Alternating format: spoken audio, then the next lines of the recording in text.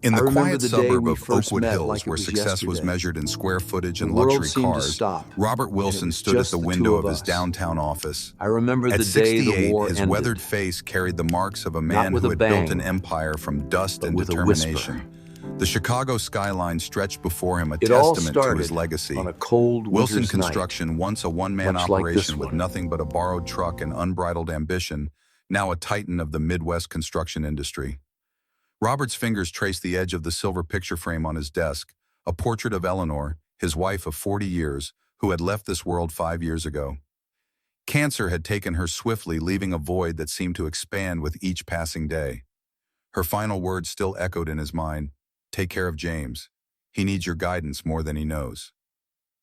James, their only son, now 42, had been groomed since childhood to inherit the Wilson empire. Harvard Business School executive training programs, a carefully curated path to success. Robert had spared no expense, cut no corners in preparing his son for leadership.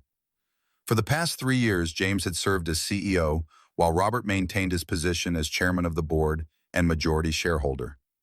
The transition had been smooth on paper, but something felt increasingly off in their relationship. The intercom buzzed, pulling Robert from his thoughts. "Mr. Wilson, your son is here for your 2 o'clock. Send him in, Margaret." James Wilson entered the office with the confident stride of a man accustomed to commanding attention. Tailored Italian suit designer watched the practiced smile of someone who had mastered the art of corporate charm. He was his father's son in appearance, the same strong jaw, the same piercing blue eyes, but lacked the calluses that still marked Robert's hands. "Dad, you wanted to see me about the Riverside project." "Sit down, James. I've been reviewing the proposals." James took a seat, instantly checking his phone. Robert noticed the subtle dismissal. These small gestures had been accumulating like raindrops before a flood. "I've made a decision," Robert said, placing a leather portfolio on the desk between them. "I'm going to transfer an additional 15% of company shares to you after the new year. That will give you 40% ownership of Wilson Construction." James looked up, genuine surprise crossing his face. "Really? That's unexpected." "With one condition," Robert added. "You need to demonstrate your commitment to the company's values. I've built this business on relationships and integrity, not just profit margins." "Dad, our quarterly earnings are up 17%. The Riverside development will be the largest in the company's history. What more do you want?" Robert leaned forward. "There's more to running this company than impressive numbers, James. You've been making decisions unilaterally, changing policies I've had in place for decades, pushing out employees who've been loyal to Wilson Construction since before you could tie your shoes." James's jaw tightened almost imperceptibly. "I'm modernizing the company. Some of those policies were outdated, and some of those employees were resistant to necessary changes. Like Thomas Reynolds, 30 years with the company, and you let him go with barely 2 weeks' notice. Thomas was inefficient. His department was underperforming. His wife was battling stage 4 breast cancer. He needed flexibility, not termination." James checked his watch. "Dad, I have a conference call in 20 minutes. Did you need something else?" Robert studied his son, searching for some glimpse of the boy who once followed him around construction sites with wide-eyed wonder. "Christmas is next week. Eleanor always made it special for us. I was thinking we could honor that tradition." "Of course," James replied, his tone softening slightly. "Sarah's handling the arrangements. We're having dinner at our house on Christmas Eve. The kids are excited to see you." "I've missed them. Nathan must be, 15 now, and Emily 12. "Yes, growing like weeds. Nathan's taking advanced placement classes, talking about engineering programs already." Pride warmed Robert's voice, just like his grandfather. "And Emily, still obsessed with those piano lessons you insisted on paying for. She's actually getting quite good." Robert smiled, genuine happiness breaking through his concern. "I'll bring them something special.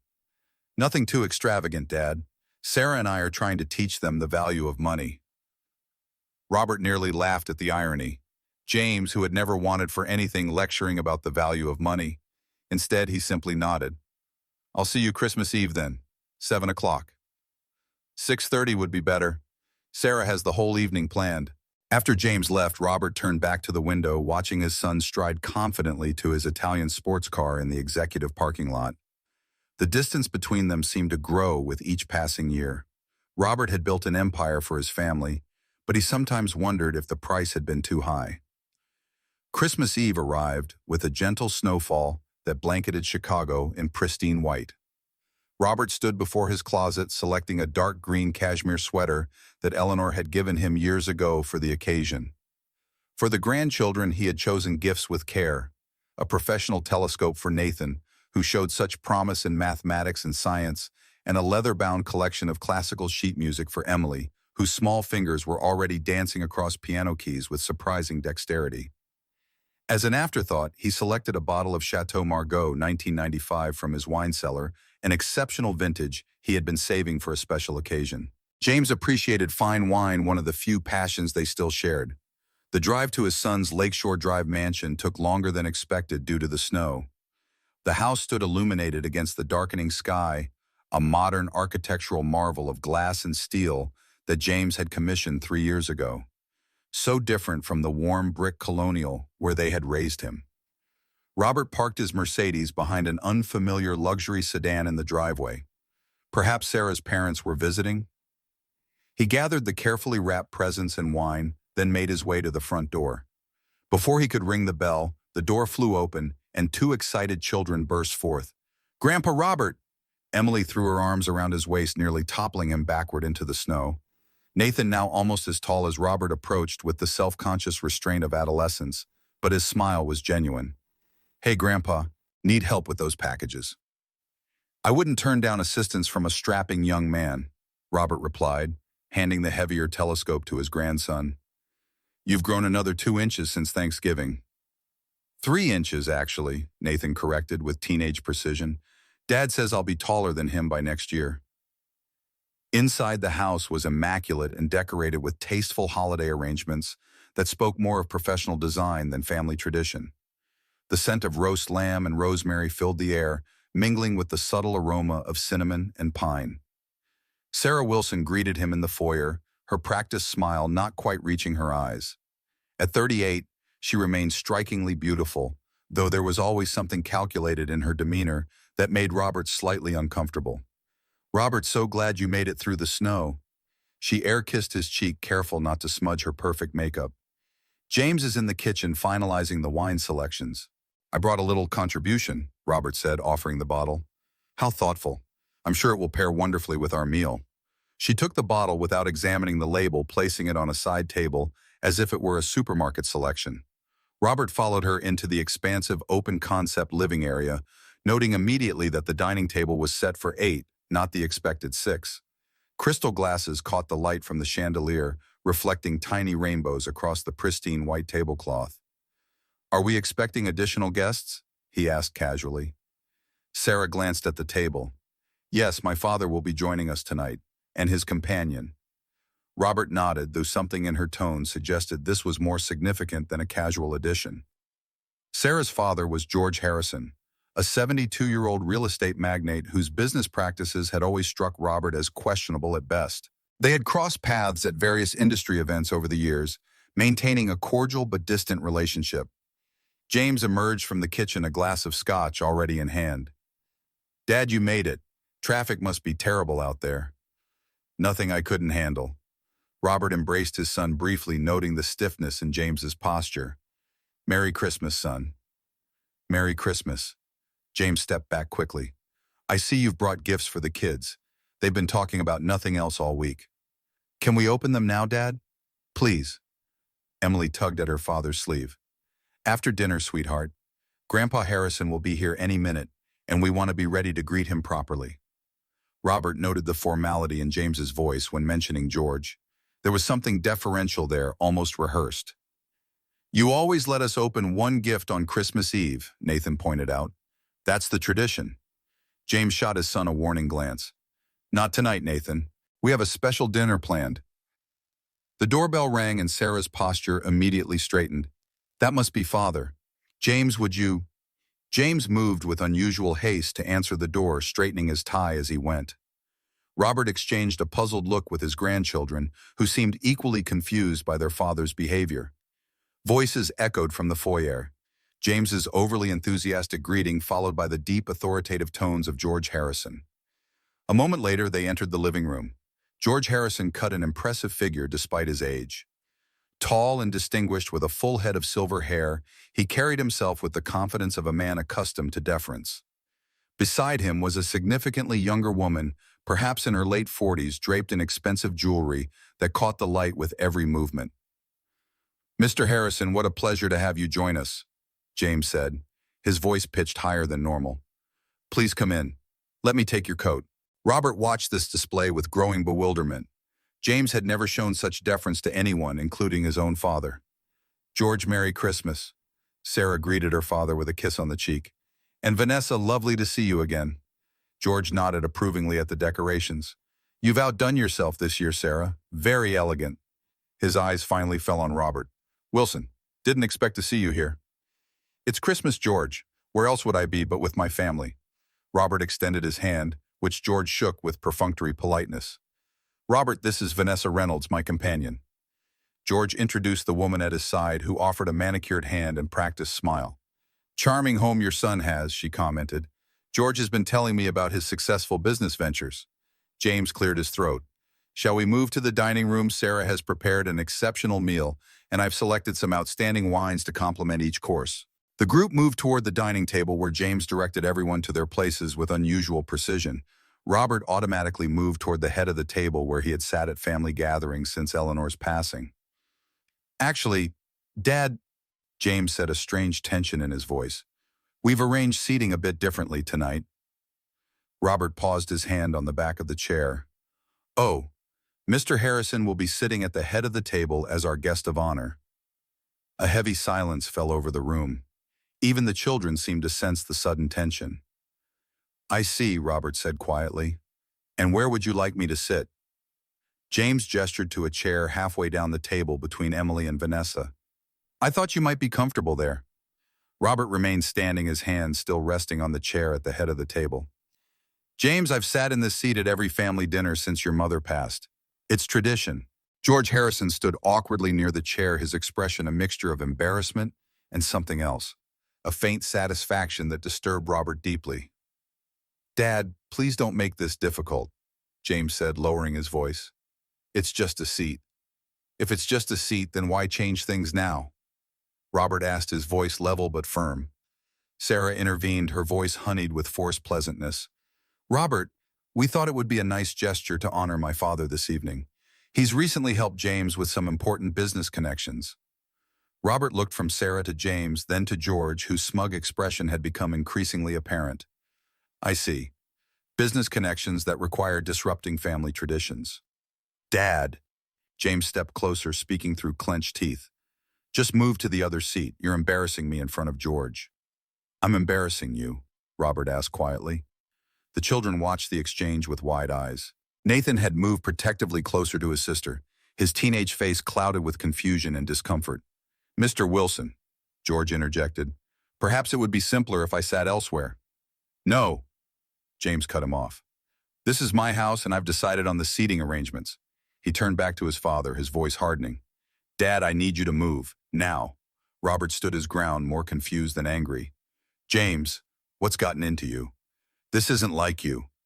Something snapped in James's expression. In one swift motion, he moved behind his father and placed his hands on Robert's shoulders, pushing him with unexpected force. Robert, unprepared for the assault, lost his balance and tumbled to the floor, his hip striking the hardwood with a painful thud. A collective gasp filled the room. Emily screamed while Nathan rushed to his grandfather's side. "Dad, what the hell?" Nathan's teenage voice cracked with outrage. "Grandpa, are you okay?" Emily was on the verge of tears. From his position on the floor, Robert looked up at his son with an expression of complete disbelief. James stood over him, breathing heavily, a flush of anger still coloring his face. "This seat belongs to George," James said, his voice cold and unfamiliar. "You need to know your place." In that moment, as Robert sat stunned on the hardwood floor of his son's dining room, something fundamental shifted inside him. The pain in his hip was nothing compared to the searing betrayal that burned through his chest. He'd given everything to his son, his knowledge, his company, his legacy. And in return, James had just publicly humiliated him in front of his family. Nathan helped him to his feet, the boy's hands gentle but trembling with emotion. "Are you hurt, Grandpa?" Robert straightened his sweater, his dignity gathering around him like armor. "I'm fine, Nathan. Thank you." The dining room remained frozen in shock. Sarah stood with one hand covering her mouth, her eyes darting between her husband and father. George Harrison had taken a seat, not at the head of the table but in a chair to the side, clearly uncomfortable with the scene that had unfolded.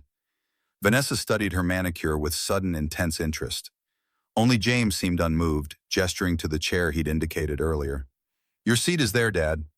Robert looked at his son as if seeing him for the first time, a stranger wearing familiar features. Without another word, he walked to the indicated chair and sat down, his back straight, his expression unreadable. Dinner proceeded in a fog of tension and artificial conversation.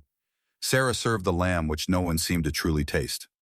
George and James dominated the conversation, discussing business opportunities and market trends as if nothing unusual had occurred. The children remained silent, picking at their food, occasionally glancing at their grandfather with worried expressions. "The merger possibilities between Harrison Properties and Wilson Construction are extraordinary," George was saying, gesturing with his wine glass. "Our combined assets would dominate the Chicago market." "Exactly," James nodded enthusiastically. "The synergies make perfect sense." "Merger," Robert spoke for the first time since taking his seat. "This is the first I'm hearing of any merger discussions." James barely glanced in his direction. "It's preliminary, Dad. Nothing to concern yourself with." "As chairman of the board and majority shareholder, I would think merger discussions would very much concern me," Robert replied evenly.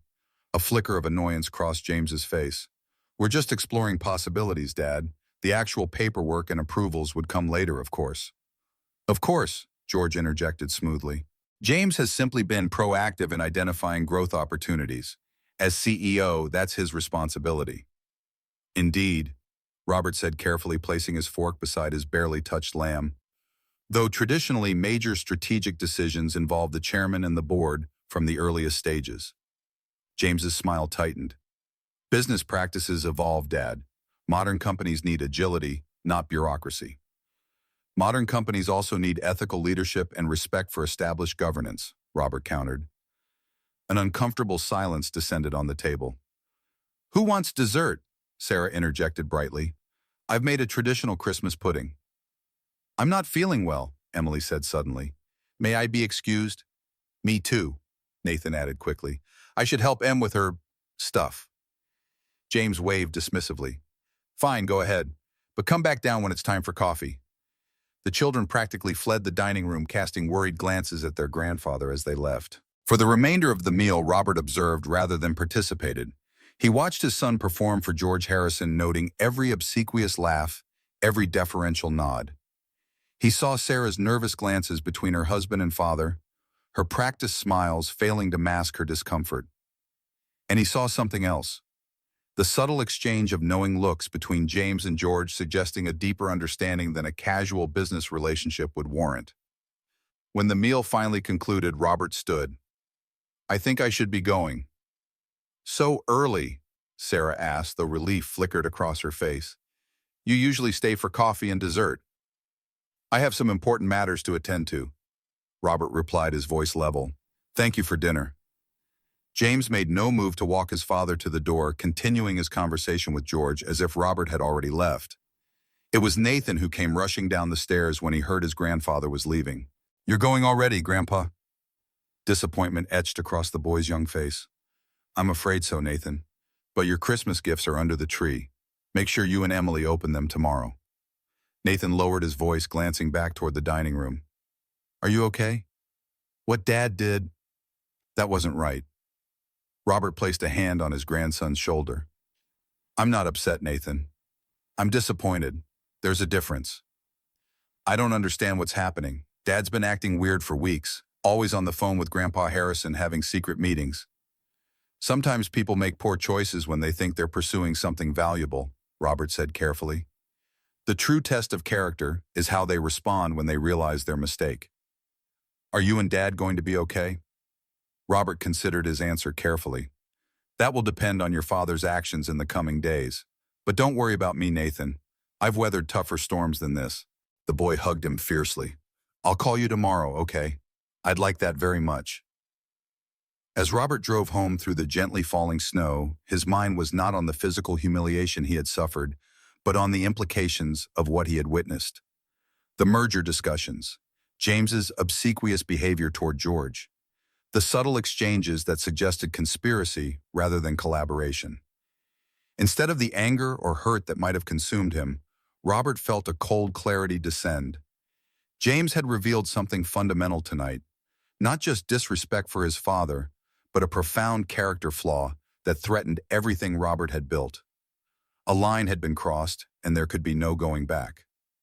When he reached his lakeside home, Robert did not pour himself a drink or succumb to self-pity. Instead, he went directly to his home office and picked up the phone. "Edward, I apologize for calling on Christmas Eve." The voice on the other end belonged to Edward Blackwell, Robert's attorney of 25 years. "I need you to clear your schedule for tomorrow morning. We have urgent work to do." "Robert, what's happened?" "I've just discovered that my son may be conspiring with George Harrison to seize control of Wilson Construction." A long pause followed. "That's a serious allegation, Robert. Are you certain?" "Not yet, but I will be. I need you to conduct a complete review of all company transactions, personnel changes, and board communications for the past 6 months. Look for anything unusual, particularly any interactions with Harrison Properties or its subsidiaries." "That will take time, Robert. It's Christmas." "I understand, and I wouldn't ask if it weren't critical." "Something is happening, Edward. My son—" Robert's voice caught momentarily. "My son is not the man I thought he was." After ending the call, Robert placed a second call to Linda Chen, his chief financial officer and trusted advisor for nearly 2 decades. "Linda, I apologize for disturbing your holiday, but I need your expertise on an urgent matter." By midnight, Robert had initiated a comprehensive investigation into his son's activities at Wilson Construction. Not acting in anger or revenge, but with the methodical precision that had built his empire from nothing. If James had betrayed the company, there would be evidence, and Robert Wilson would find it. As the snow continued to fall outside his window, Robert stood looking at the family photographs arranged on his mantelpiece. James as a toddler on his shoulders, James graduating from Harvard, James on his wedding day with Sarah, the happy facade of a family legacy. "Eleanor," he whispered to his late wife's photograph, "I tried to give him everything, but I may have failed to give him what he needed most. The understanding that true success is built on character, not opportunity." The Christmas lights reflected in the glass of the picture frames, casting colorful shadows across Robert's weathered face. This was not how he had expected to spend Christmas Eve, but perhaps it was necessary. Sometimes the greatest gifts came disguised as painful revelations. Robert Wilson had built his company from the ground up with nothing but determination and integrity. If necessary, he was prepared to protect that legacy, even from his own son. The 3 weeks following Christmas passed in a blur of investigation and revelation. Robert threw himself into the task with the same single-minded focus that had built his construction empire. Edward Blackwell coordinated a team of forensic accountants and legal analysts, while Linda Chen provided access to the company's financial systems and records. What they uncovered exceeded Robert's worst suspicions. On the morning of January 15th, Robert sat in his home office reviewing the comprehensive report Edward had delivered. The evidence was irrefutable, laid out in meticulous detail across 43 pages of documentation, financial records, and email transcripts.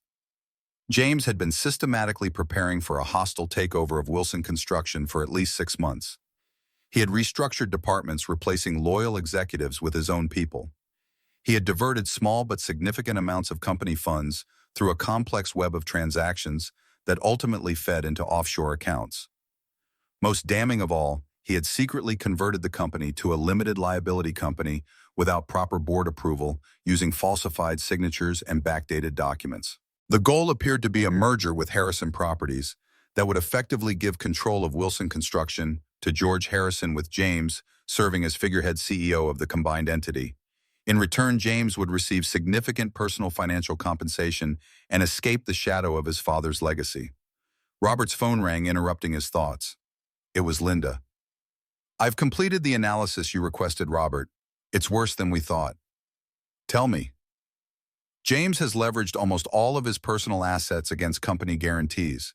The mortgage on his Lakeshore Drive home, his investment portfolio, even his children's trust funds, all backed by Wilson Construction financial instruments that you co-signed as chairman. Robert pinched the bridge of his nose. And if those guarantees were withdrawn, he'd be in immediate default on approximately $4 million of personal debt. I see. Thank you, Linda. After hanging up, Robert stared out the window at the Chicago skyline, the city where he had built his life's work brick by brick. His son had not just betrayed him personally, he had attempted to steal and dismantle the company that provided livelihoods for over 300 employees. The intercom buzzed. "Mr. Wilson, your son has arrived for the meeting. Send him in, Margaret." James entered the office with his usual confidence, dressed immaculately in a custom suit that probably cost more than what many of his employees earned in a month. If he felt any remorse about the Christmas Eve incident, it didn't show on his face. "Dad, you wanted to see me. I have a lunch meeting with the Riverside developers at 1. "Sit down, James." Robert's voice was calm but carried an unfamiliar steel edge. James complied, checking his watch impatiently. "What's this about the quarterly reports aren't due for another 2 weeks?" Robert opened a folder and slid a document across the desk. "Do you recognize this?" James glanced at the paper, his expression unchanged. "It looks like standard LLC conversion paperwork, part of the modernization initiative I mentioned last quarter.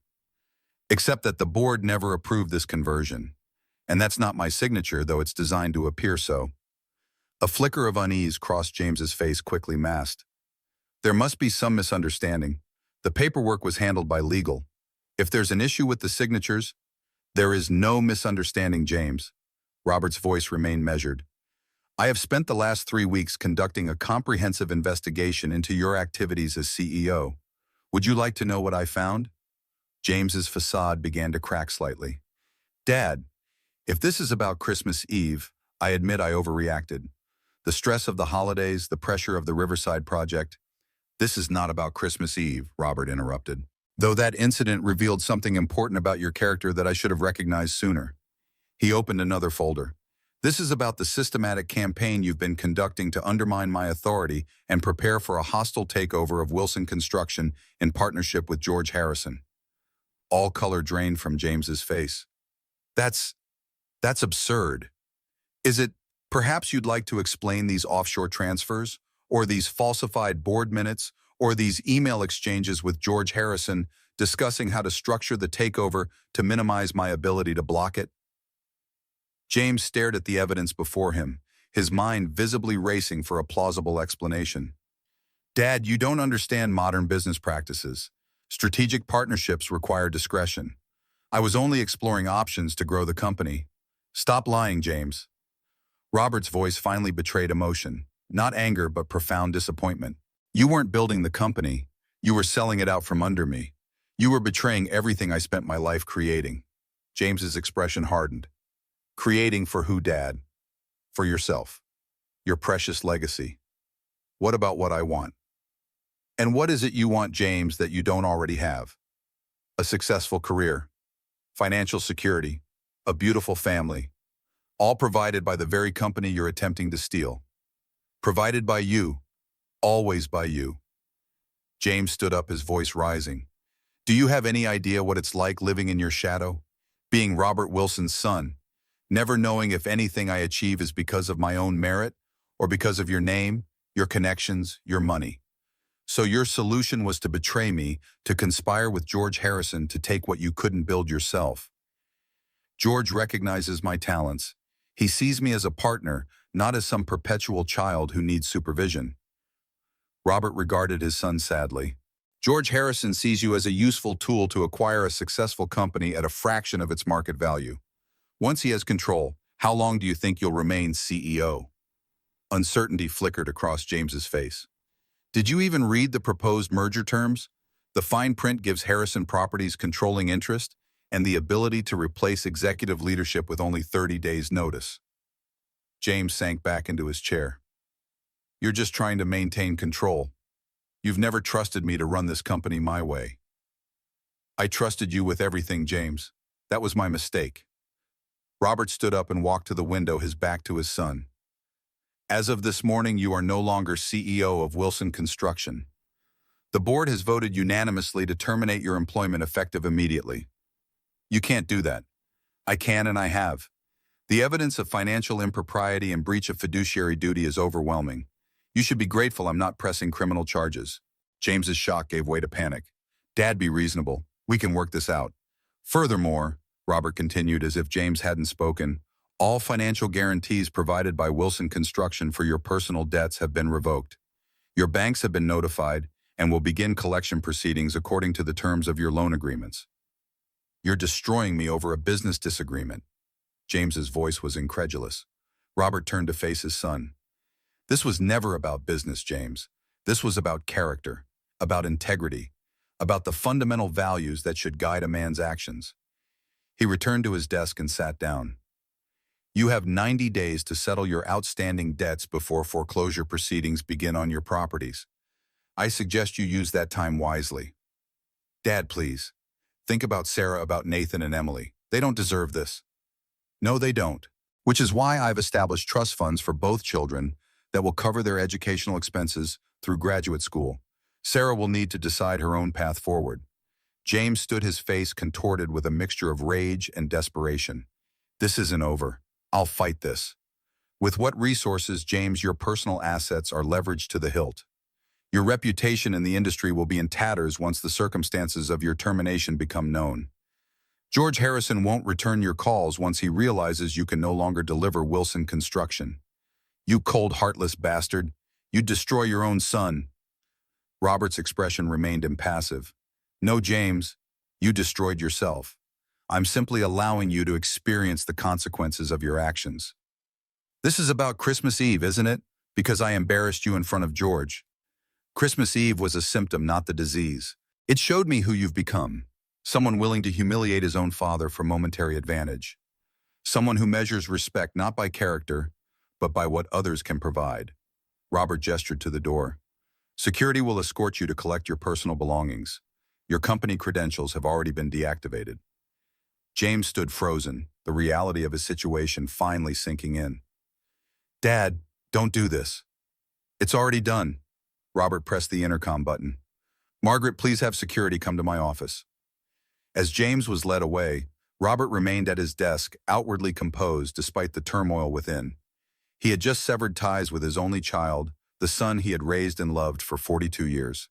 There was no satisfaction in this victory, only a profound sense of failure and loss. The phone rang again. It was Edward. Robert, it's done. The board resolution has been filed. James's termination is official, and Richard Stevens has been appointed interim CEO. Thank you, Edward. Are you all right? This can't have been easy. Robert stared at the family photo on his desk, taken when James was just a boy, sitting proudly on his father's shoulders at a construction site. No, it wasn't easy, but it was necessary. After hanging up, Robert swiveled his chair to face the window, allowing himself a rare moment of emotion. A single tear tracked down his weathered cheek as he mourned not just for the son he had lost, but for the son he had failed to raise with the values he held most dear. Outside, snow had begun to fall again, covering the city in a fresh blanket of white. Perhaps Robert thought there was symbolism in that, the opportunity to start anew, to rebuild what had been damaged, to find a path forward through the coldest of seasons. But some damages could not be repaired, and some betrayals cut too deep for simple forgiveness. James would have to find his own way now without the safety net that had always been there to catch him. For better or worse, Robert Wilson had taught his son the most important lesson of his life. Every action has consequences, and some prices must be paid in full. The January freeze gripped Chicago with icy determination. Snow fell in relentless sheets, covering the city in a pristine blanket that masked the turmoil beneath. For James Wilson, it might as well have been an avalanche. 2 weeks after his unceremonious dismissal from Wilson Construction, James sat in the living room of his Lakeshore Drive mansion, surrounded by the trappings of success that were rapidly slipping through his fingers. The morning's mail lay scattered across the imported marble coffee table, formal notices from banks, investment firms, credit card companies, all bearing the same message: pay immediately or face collection proceedings. The house felt eerily quiet. Sarah had taken the children to her parents' estate in Lake Forest for the weekend, ostensibly to give them space from the tension at home. In reality, James suspected she was already planning her exit strategy. Sarah Harrison had married into success, not failure. James poured himself a third glass of scotch despite the early hour. The amber liquid caught the winter light filtering through floor-to-ceiling windows that showcased a view he would likely lose within months. His phone buzzed again. Another call from George Harrison. James silenced it without answering. His father-in-law had been attempting to contact him daily since the board meeting that had destroyed his career. What George didn't know was that James had overheard a conversation between his father-in-law and a business associate at the country club 2 days earlier. "Wilson Construction is still on the table," George had said, his voice carrying from behind a row of lockers. "Robert may be stubborn, but he's also pragmatic. Without James muddying the waters, I think we can negotiate a more straightforward partnership." "What about your son-in-law?" the associate had asked. George's laugh had been dismissive cutting. "James was useful when he had access. Now he's a liability. Sarah understands business. She'll make the right decision when the time comes." That conversation had confirmed Robert's warning. George had never seen James as a partner, only as a convenient tool to access Wilson Construction. And now that the tool had broken, it would be discarded without a second thought. The doorbell rang, jarring James from his bitter recollections. He ignored it, assuming it was another courier with legal documents. When it rang again more insistently, he reluctantly made his way to the door.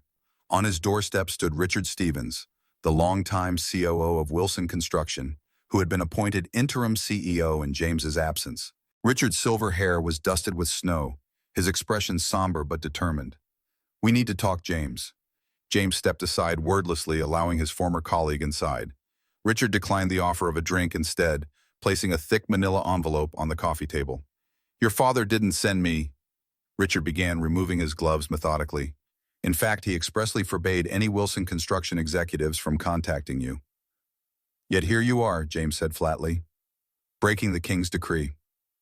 I've worked for your father for 30 years, watched you grow up, taught you how to read blueprints when you were 10 years old." Richard's weathered face betrayed genuine concern. "I can't just stand by while your life implodes. Did you bring a job offer alone, or just sympathy?" The bitterness in James's voice was palpable. "Information." Richard gestured to the envelope. "And a reality check." Inside the envelope were detailed financial analyses of James's personal situation, mortgage statements, investment accounts, credit reports, all meticulously organized and annotated. "You're 90 days from complete financial collapse," Richard said bluntly. "The mortgage forbearance ends March 15th. Without your Wilson Construction income and with your personal guarantees revoked, you'll default on approximately $4.6 million in debt." "I'm aware of my situation, Richard." "Are you?" Richard leaned forward. "Because you're still living like nothing's changed. The house, the cars, the country club membership, you're hemorrhaging cash with no income to replace it." "I have options." "No, James, you don't." Richard's voice sharpened. "Every construction firm in Chicago knows what happened. George Harrison has already distanced himself publicly. Your reputation in the industry is toxic." James stared at his former mentor, a mixture of anger and desperation rising in his chest. "Why are you really here to gloat? To help you salvage something from this disaster?" Richard pulled another document from his briefcase. "This is an offer for your Aspen vacation property. It's below market value, but it's cash, and it would buy you time to sell this house on your terms instead of losing it to foreclosure." James took the document, scanning it quickly. "Who's the buyer?" "An LLC, anonymous investor." Richard's expression remained neutral. "The offer expires in 48 hours. The implication hung in the air between them. James wasn't naive enough to believe his father wasn't somehow connected to this unexpected lifeline, but pride warred with pragmatism as he considered his rapidly diminishing options. "Why would my father help me after everything that's happened?" "I didn't say it was your father." Richard stood, retrieving his coat. "But whoever it is, they're offering you a chance to avoid a very public and humiliating bankruptcy. I'd consider it carefully." After Richard left, James returned to the financial documents spread across the table. For the first time, he forced himself to truly confront the precarious state of his finances. The numbers were irrefutable. Without immediate action, he would lose everything. Not in some distant future, but within weeks. He picked up his phone and dialed Sarah. She answered on the fourth ring, her voice cool and distant. "The children are skating with my parents. Can this wait?" "No, it can't." James took a deep breath. We need to talk about our financial situation. It's worse than I initially thought. Sarah's sigh was barely audible. James, my father already explained everything. The banks have contacted us directly about the mortgage. Us, me. The correction was swift and deliberate. They contacted me as co-signer. Sarah, we need to make decisions together.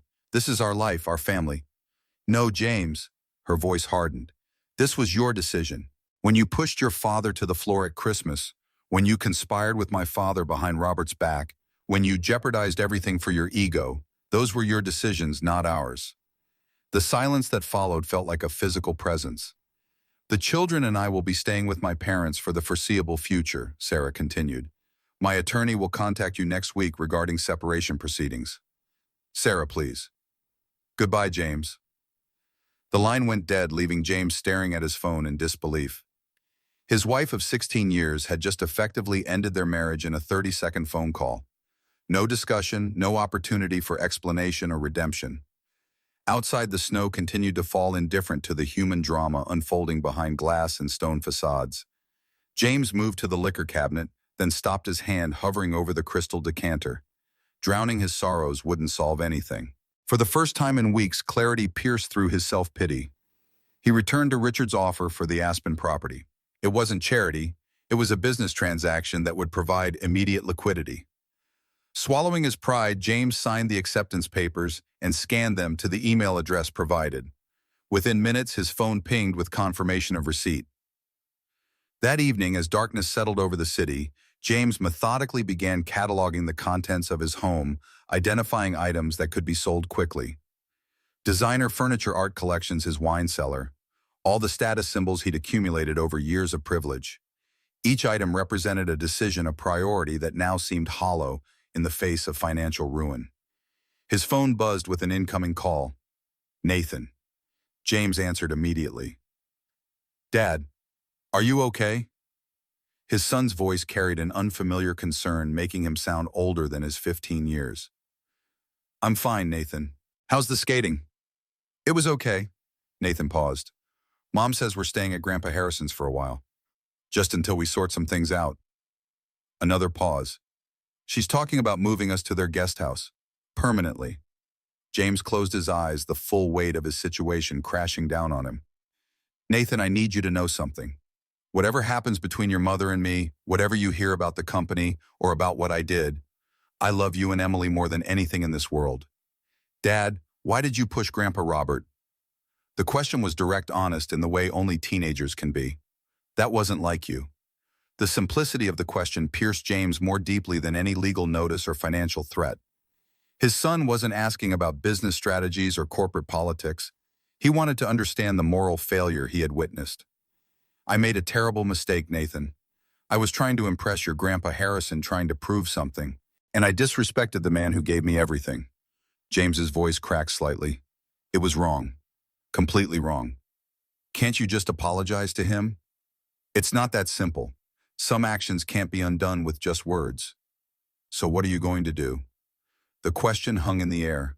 What was he going to do? Continue wallowing in self-pity? Fight a legal battle he couldn't win? Run from his responsibilities? I'm going to face the consequences of my actions, James finally said, and try to rebuild what I can, starting with your trust. After saying goodbye to Nathan, James sat in the darkening room. The city lights spread before him like distant stars. The conversation with his son had shifted something fundamental within him. For weeks he had been focused solely on what he had lost, his job, his status, his wealth. Not once had he truly considered the moral dimension of his actions or their impact on those around him, particularly his children. The realization was uncomfortable, even painful, but it carried a clarity that had been missing since that fateful Christmas Eve. The next morning, James contacted a real estate agent about listing the Lakeshore Drive property. The agent was brutally honest. Given the current market and the property's high carrying costs, James would likely have to accept a significant loss to sell quickly. James authorized an aggressive pricing strategy, prioritizing speed over profit. His next call was to his Mercedes dealer, arranging to sell back his S-Class and his wife's GLE SUV. By noon, he had canceled country club memberships, subscription services, and the army of service providers who maintained his luxury lifestyle. The personal trainer, the weekly cleaning service, the lawn care company. Each call, each cancellation felt like severing a piece of his former identity. Yet strangely, there was also a sense of relief. For perhaps the first time in his adult life, James was making decisions based not on appearance or status, but on hard reality. 3 days after signing the Aspen property documents, James received confirmation that $1.2 million had been deposited into his account. Less than the property was worth, but enough to stabilize his immediate financial crisis and negotiate with his most pressing creditors. That same afternoon, he received an unexpected visitor at his door. Linda Chen, the CFO of Wilson Construction and his father's trusted financial advisor. Her expression was professional, but guarded as she handed him a sealed envelope. "Your father asked me to deliver this personally," she said, declining his invitation to step inside. "Is he?" James began. "He's not interested in communication, James, just delivering documents." Linda's tone made it clear she shared Robert's sentiment. The contents are self-explanatory. After she left, James opened the envelope to find a formal acknowledgement of his resignation from all positions at Wilson Construction, along with documentation terminating his participation in company health insurance and retirement programs. There was also a certified check for $145,000, the exact amount of his vested benefits in the company pension plan. No personal note, no message of any kind, just the cold, efficient settlement of outstanding business. James placed the check with the others he'd received that week. He was now officially and completely severed from Wilson Construction, the company that had defined his professional identity since graduation. The company his father had built from nothing, that had been intended as his inheritance, was now as inaccessible to him as if it belonged to a stranger. That evening, James received a text from Emily, a photo of her playing piano in George Harrison's ornate living room accompanied by a simple message, "Miss you, Daddy." The photo revealed more than his 12-year-old daughter likely intended. In the background, visible through an open doorway, James could see Sarah engaged in conversation with his father-in-law and another man he recognized as Philip Denning, a prominent divorce attorney known for representing high-net-worth clients. The implications were clear. Sarah wasn't simply separating from him. She was preparing for a comprehensive legal strategy to protect her financial interests. James couldn't blame her, not really. She had built her life around certain expectations: social status, financial security, the prestige of being married to a successful executive.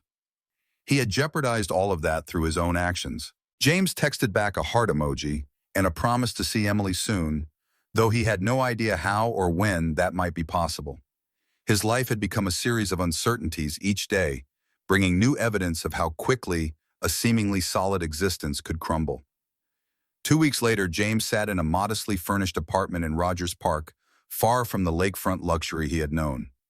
Most of his possessions were gone, sold, stored, or claimed by Sarah through her attorney.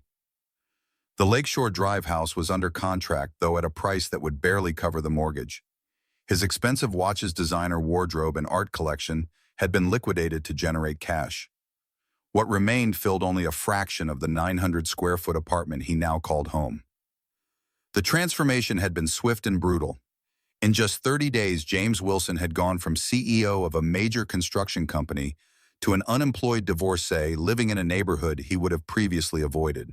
Yet beneath the shock and humiliation, something unexpected was emerging, a strange sense of liberation. Without the constant pressure to maintain appearances, without the corporate politics and family expectations, James found himself thinking more clearly than he had in years. For the first time, he was forced to consider who he was apart from his father's company, his wife's social connections, and the material trappings of success. The answer was unsettling. He wasn't entirely sure. His phone rang, an unknown number. James hesitated, then answered. "James Wilson." "Mr. Wilson, this is Thomas Reynolds." The name took a moment to register. Thomas Reynolds, the longtime Wilson Construction employee James had fired shortly before Christmas for underperformance. "Thomas, this is unexpected." "I imagine so." The man's voice betrayed no emotion. "I heard about your situation. News travels fast in this industry." James braced himself for recrimination or gloating. "What can I do for you, Thomas?" "Actually, I was wondering what I might do for you." A pause. My wife finished her final round of chemotherapy last week. The prognosis is good. I'm glad to hear that. Your father rehired me, did you know, with back pay and a promotion. Said my experience was too valuable to lose. James closed his eyes, another twist of the knife. That sounds like him. He also told me what happened at Christmas and about the attempted takeover. Thomas, if you called to. I called because I know what it's like to hit rock bottom, Thomas interrupted. When Jennifer was diagnosed, I thought my world was ending. Couldn't focus, couldn't sleep, could barely function. That's why my performance slipped. James remained silent, shame washing over him anew. I'm not calling to rub salt in your wounds, Thomas continued. I'm calling because Stevenson Builders is looking for a project manager. It's entry-level, nothing like what you're used to, but it's a foot in the door. I put in a good word for you. James was momentarily speechless. Why would you help me after what I did to you? Because your father helped me when I needed it most, and because holding grudges takes too much energy. Thomas's voice softened slightly. Look, I'm not saying it'll be easy. Stanley Stevenson knows your history, and he'll be watching you closely. But it's honest work in the industry, you know. After the call ended, James sat staring at his phone, trying to process what had just happened. Thomas Reynolds, a man he had fired without consideration during one of the most difficult periods of his life, had just offered him a professional lifeline. The irony was almost painful. The same week his wife had formally filed for divorce, a virtual stranger had shown him more compassion than he probably deserved. The following Monday, James presented himself at the modest offices of Stevenson Builders, a mid-sized construction company specializing in municipal projects. His suit was off the rack, his watch a simple Timex, all visible symbols of his former life sold or in storage. Stanley Stevenson, a burly man in his 60s with calloused hands and no pretensions, studied James with undisguised skepticism. Thomas vouched for you, which counts for something. But let's be clear. I'm not hiring James Wilson, former CEO. I'm hiring someone to manage the West Side Library renovation period. I understand. The pay is $75,000 annually, standard benefits, no executive perks, no corner office, no administrative assistant. That's fair. You'll report directly to our head of operations, who's 34 and has never attended an Ivy League school. Stevenson leaned forward. Can your ego handle that? James met the man's gaze directly. Mr. Stevenson, 30 days ago I was worth 8 figures on paper. Today I can barely make rent. My ego isn't just bruised, it's been completely dismantled. Good. Stevenson slid a contract across the desk. Because I don't care about your family name or your MBA. I care about getting projects done on time and under budget. Prove you can do that and we'll get along fine. James signed the contract without hesitation.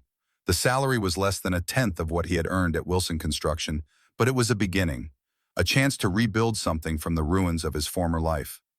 The first week at Stevenson Builders was a harsh education in humility. James, who had been accustomed to delegating actual construction oversight, found himself conducting daily site visits, negotiating directly with subcontractors, and personally reviewing every change order. His hands, soft from years of office work, developed blisters from handling blueprints and climbing through partially constructed spaces. His colleagues maintained a professional but cool distance, clearly aware of his background and skeptical of his commitment. Only Thomas, who occasionally consulted on electrical systems for Stevenson, offered friendly conversation during site visits. On Friday afternoon, as James was reviewing material deliveries for the following week, his phone rang. It was Nathan. Dad, can I see you this weekend? His son's voice was tentative. Mom said I have to ask you directly. Of course, Nathan. I'd love that. James felt a surge of hope. Would you like to come to my apartment? Or we could meet somewhere else if that's more comfortable. Your apartment is fine. Emily wants to come too. Both of you. James couldn't keep the surprise from his voice. That would be wonderful. Mom said we need her permission first, but she'd probably say yes if you ask her. I'll call her right away. The conversation with Sarah was brief and businesslike. She agreed to allow the children to visit on Saturday afternoon with the stipulation that James return them to Lake Forest by 8 p.m. It was a small concession, but it felt like a significant victory. James spent Friday evening frantically preparing his modest apartment, purchasing groceries, and making sure the spare bedroom was suitable for his children's visit. The limitations of his new living situation were starkly apparent as he tried to create a welcoming space with minimal resources. The folding table that served as his dining area seemed especially inadequate compared to the custom-made cherry wood table they had left behind. Saturday dawned bright and clear, a perfect Chicago spring day. James waited anxiously outside his building, watching for Sarah's car.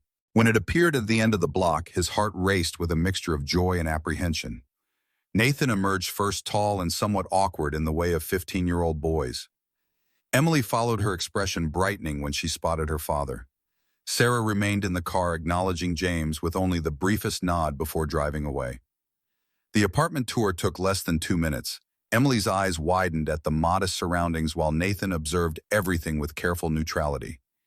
"It's cozy," Emily offered, clearly searching for something positive to say. "It's small but functional," James acknowledged, determined to be honest with his children. "Not what we're used to, but it's home for now." They settled around the folding table with pizza James had ordered, a casual meal that would have been unthinkable in their former life where every family dinner had been a carefully orchestrated event. "How's school going?" James asked, trying to establish normalcy. "Fine," Nathan replied, then hesitated. "Actually, not really fine. Everyone knows what happened. About you and Wilson Construction." James set down his pizza. "I'm sorry you're dealing with the fallout from my mistakes." "Trevor Miller's dad said you embezzled money," Emily blurted out. "I told him that was a lie." "It is a lie," James confirmed gently. "I made serious mistakes, but I didn't steal money." "Then what did you do?" Nathan asked directly. "Mom won't really explain. She just says you betrayed Grandpa Robert's trust." James considered his response carefully. It would be easy to minimize his actions to present himself as a victim of circumstance, but his children deserved the truth, or at least as much of it as they could understand. "I tried to take control of Grandpa Robert's company without his permission," James explained. "I worked with Grandpa Harrison on a plan that would have pushed your grandfather out of the company he built." "Why would you do that?" Emily's young face creased with confusion. "Because I was arrogant and impatient." James admitted the words painful but necessary. "I wanted to run things my way without having to answer to anyone, and I was willing to hurt people to make that happen. Including pushing Grandpa Robert at Christmas." Nathan added, his expression troubled. "Especially that. There's no excuse for what I did. It was wrong, completely wrong." The conversation that followed was unlike any James had ever had with his children. For perhaps the first time he spoke to them, not as an authority figure dispensing wisdom from on high, but as a flawed human being acknowledging his failures. He answered their questions honestly without deflecting responsibility or making excuses. "Are you and Mom getting divorced?" Emily finally asked the question, hanging heavy in the air. "It seems likely," James answered gently. "But that has nothing to do with how much we both love you." "Will we ever live together again as a family?" Her voice was small, vulnerable. "I don't think so, sweetheart." James reached across the table to squeeze her hand. "But we'll always be connected through you and Nathan. That won't change." As the afternoon progressed, James found himself truly listening to his children, perhaps for the first time in years. Nathan spoke about his interest in engineering and his struggle with a particular teacher who seemed determined to undermine his confidence. Emily described her piano recital and her frustration that Sarah had insisted on scaling back her lessons due to the current situation. "Would you like me to speak with your mother about continuing your piano lessons?" James offered. Emily's face brightened. "Could you, Ms. Abernathy says I have real potential. I'll talk to her. Music education is important." When it came time to drive them back to Lake Forest, James felt a curious mixture of sadness and hope. The visit hadn't been perfect, but it had been authentic in a way their previous interactions rarely were. As they pulled up to George Harrison's imposing estate, Sarah emerged from the house, her expression carefully neutral. The children hugged James goodbye, promising to call during the week. "Thank you for bringing them back on time," Sarah said, her voice formal but not unkind. "Sarah, I'd like to discuss continuing Emily's piano lessons," James began. "I know things are tight financially, but..." "James, you're 3 weeks into a job paying $75,000 a year. Your child support calculations are based on that income, not your former salary. How exactly do you propose to fund private music lessons?" The reality check stung, but James persisted. "I'll figure it out. It's important to her." Sarah studied him for a moment. I'll think about it. It wasn't a yes, but it wasn't an outright rejection either. James took that as progress. The drive back to his apartment felt longer, the contrast between George Harrison's lakefront estate and his rental in Rogers Park more pronounced. Yet James felt a curious sense of accomplishment. He had connected with his children honestly, without the shield of privilege or authority he had always hidden behind. The following week at Stevenson Builders brought an unexpected challenge. A critical subcontractor on the library project had fallen behind schedule, threatening the entire project timeline.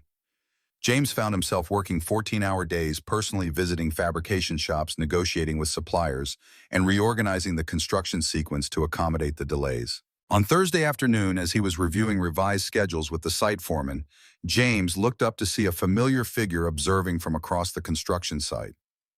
Robert Wilson, dressed in his customary tailored suit, stood watching the activity with an expressionless face. James froze, uncertain how to respond. His father had made no attempt to contact him since the termination had refused all communication. Why was he here now? Before James could decide whether to approach, Robert turned and walked away, disappearing around the corner of the partially constructed building. The encounter, if it could even be called that, lasted less than 30 seconds. "Everything okay, Mr. Wilson?" the foreman asked, noticing James's distraction. "Yes, fine," James replied automatically, though his mind was racing.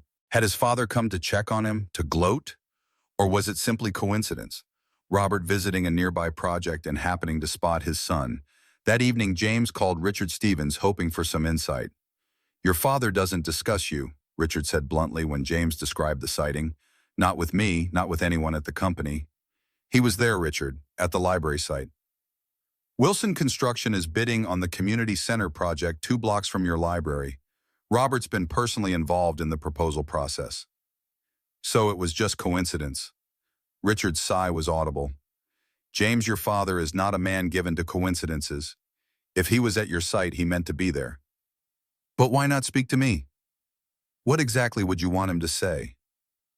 The question lingered long after James ended the call. What did he want from his father? Forgiveness seemed too much to ask for. Understanding, recognition of his efforts to rebuild. Or perhaps most fundamentally, acknowledgement that despite everything, they were still father and son. The next morning, James arrived at the construction site earlier than usual, determined to make up for the previous day's distraction. To his surprise, the materials that had been delayed were being unloaded from a truck, the supplier's representative supervising the delivery. "Thought these weren't coming until next week," James said, checking the manifest. "Got a call yesterday afternoon. Priority order from the top." The man shrugged. "Don't ask me why, but someone pulled some strings to move you to the front of the line." James signed for the delivery, a suspicion forming in his mind. Very few people in Chicago had the influence to expedite a materials order with a major supplier during a citywide construction boom. His father was one of them. The delivery solved the immediate scheduling crisis, allowing the project to proceed without further delays. By the end of the day, James had reorganized the work crews to take advantage of the unexpected materials, bringing the project back on schedule. As he was leaving the site, his phone rang. Stanley Stevenson. "Wilson, the client, just called me personally to commend your handling of the schedule issues. Said you showed exceptional problem-solving skills." "Just doing my job, Mr. Stevenson." "Well, keep doing it. They've requested you specifically for Phase 2 of the project." Stevenson's gruff voice softened slightly. "Not bad for 3 weeks on the job." The small victory felt disproportionately significant after months of continuous setbacks. James had managed a crisis effectively, had earned praise based solely on his own efforts rather than his family name or position. It was a modest achievement by objective standards, but it represented something he had rarely experienced in his professional life: genuine earned accomplishment. That weekend, James received an unexpected email from Sarah agreeing to continue Emily's piano lessons on a provisional basis. The financial details were carefully outlined. James would pay the instructor directly, and the lessons would be scheduled during his visitation time to avoid transportation complications. It was a small concession, rigidly structured, but it represented Sarah's first willingness to work with him on any issue since their separation. James accepted immediately, grateful for any progress, however incremental. Sunday evening found James preparing for the upcoming work week, reviewing project timelines and contractor schedules. His modest apartment still felt foreign, the folding table covered with documents instead of fine china, the silence broken only by the occasional sounds of neighbors in the adjacent units. His phone rang. Nathan. Dad, can I ask you something important? Of course, Nathan. Anything. Why hasn't Grandpa Robert contacted us? Emily and I used to see him every week, but since Christmas, nothing. Mom says it's complicated, but I think we deserve to know the truth. James sank into his single comfortable chair, the question hitting him like a physical blow. In his focus on his own relationship with his father, he had somehow overlooked the impact on his children's relationship with their grandfather. Nathan, it's not that he doesn't want to see you, James began carefully. I think he's trying to respect the boundaries your mother has set during this difficult time. Mom hasn't set any boundaries with him. She talks about him all the time, says he and Grandpa Harrison are working together now. The revelation sent a jolt through James. Working together on what? Some big development project. They had dinner here last week. But Grandpa Robert didn't ask about us at all, at least not that I heard. After reassuring Nathan and promising to look into the situation, James ended the call, his mind racing with implications. Robert and George, formerly competitors, were now collaborating professionally. Yet Robert had made no attempt to maintain his relationship with his grandchildren, despite the close bond they had always shared. It didn't make sense unless Robert believed that James had turned his children against him. Or worse, unless Sarah or George had somehow given that impression. The possibility was troubling enough that James broke his self-imposed rule against initiating contact with Robert. He composed a brief email focusing solely on Nathan and Emily's desire to see their grandfather, explicitly stating that regardless of the situation between father and son, the grandchildren should not be collateral damage. He didn't expect a response and none came. But 3 days later, Nathan called, his voice excited. Dad, Grandpa Robert called me. He wants to take me and Emily for ice cream this weekend. Is that okay with you? Relief washed over James. Of course it's okay. That's wonderful, Nathan. He said he's been busy with work, but he misses us, and he asked about you. James's heart skipped a beat. What did he ask? Just how you were doing, if you seemed okay. I told him about your new apartment and your job at Stevenson Builders. And what did he say? Nothing really. Just nodded and changed the subject. Nathan paused. Do you think you guys will ever talk again? I don't know, son. That's up to your grandfather. The knowledge that Robert had reached out to his grandchildren brought James a measure of peace. Whatever his father's feelings toward him, Robert wasn't extending that estrangement to Nathan and Emily. It was one less burden for James to carry in the complex emotional landscape he now navigated daily. As spring turned to early summer, James settled into a rhythm at Stevenson Builders. The library project progressed on schedule, his working relationships with colleagues gradually warming from cool professionalism to cautious respect. Stanley Stevenson had even invited him to participate in project development meetings, a sign of growing trust. James's personal life had found a tentative equilibrium as well. The divorce proceedings continued, but with less acrimony than initially feared. Sarah had agreed to a visitation schedule that allowed James to see the children every other weekend and one evening per week. His modest salary covered child support and his basic living expenses, with little left over, but enough to maintain his independence. On a warm June evening, James was working late at the construction site, reviewing final electrical installations before a critical inspection the following day. The building was empty, save for security, the usual noise of construction replaced by an almost reverent silence. He became aware of footsteps approaching from behind, echoing in the cavernous space. Turning, James found himself face to face with his father for the first time since January. Robert Wilson had aged in the intervening months. Though still imposingly tall and distinguished, new lines etched his face and the silver at his temples had spread throughout his hair. He stood with hands clasped behind his back, surveying the nearly completed library with an expert's eye. The mezzanine lighting is elegant, Robert said, his voice neutral. Good sight lines from the reference desk. James stood frozen, uncertain how to respond to this unexpected appearance and even more unexpected commentary. The children tell me you're managing this project. Robert continued, moving further into the space, examining details with professional interest. Stevenson has a solid reputation, conservative but reliable. Dad, Why are you here? Robert turned to face his son directly, his expression unreadable. The community center project next door. We won the bid. Congratulations. It wasn't a competition, James. Stevenson Builders didn't bid on that project. I meant it sincerely. Robert nodded slowly, accepting the statement. He moved to examine the circulation desk, running his hand along the polished wood surface. Nathan says you're taking them to the Cubs game this weekend. Yes, Emily's first baseball game. She'll hate the noise but pretend to enjoy it for your sake, Robert observed with unexpected insight. She's always been like that, eager to please. The casual observation about his granddaughter, delivered with such certainty and affection, caught James off guard. It was a reminder of how well Robert knew the children, how closely he had observed their developing personalities over the years. Dad, I'm not here for apologies, James. Robert's voice remained level, without anger, but also without warmth. What happened happened. We both need to live with the consequences. Then why are you here? Robert looked around the library once more, then back at his son. To see for myself. See what? If what Nathan and Richard have been telling me is accurate, that you're rebuilding your life, taking responsibility, doing honest work. James swallowed emotion threatening to overwhelm him. And what's your assessment?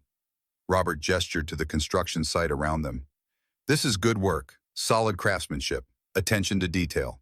He paused. It speaks well of you that you've applied yourself here despite the adjustment in circumstances. It wasn't forgiveness or reconciliation, but it was acknowledgement, professional respect from one builder to another. For James, it felt like the first ray of light after months of darkness.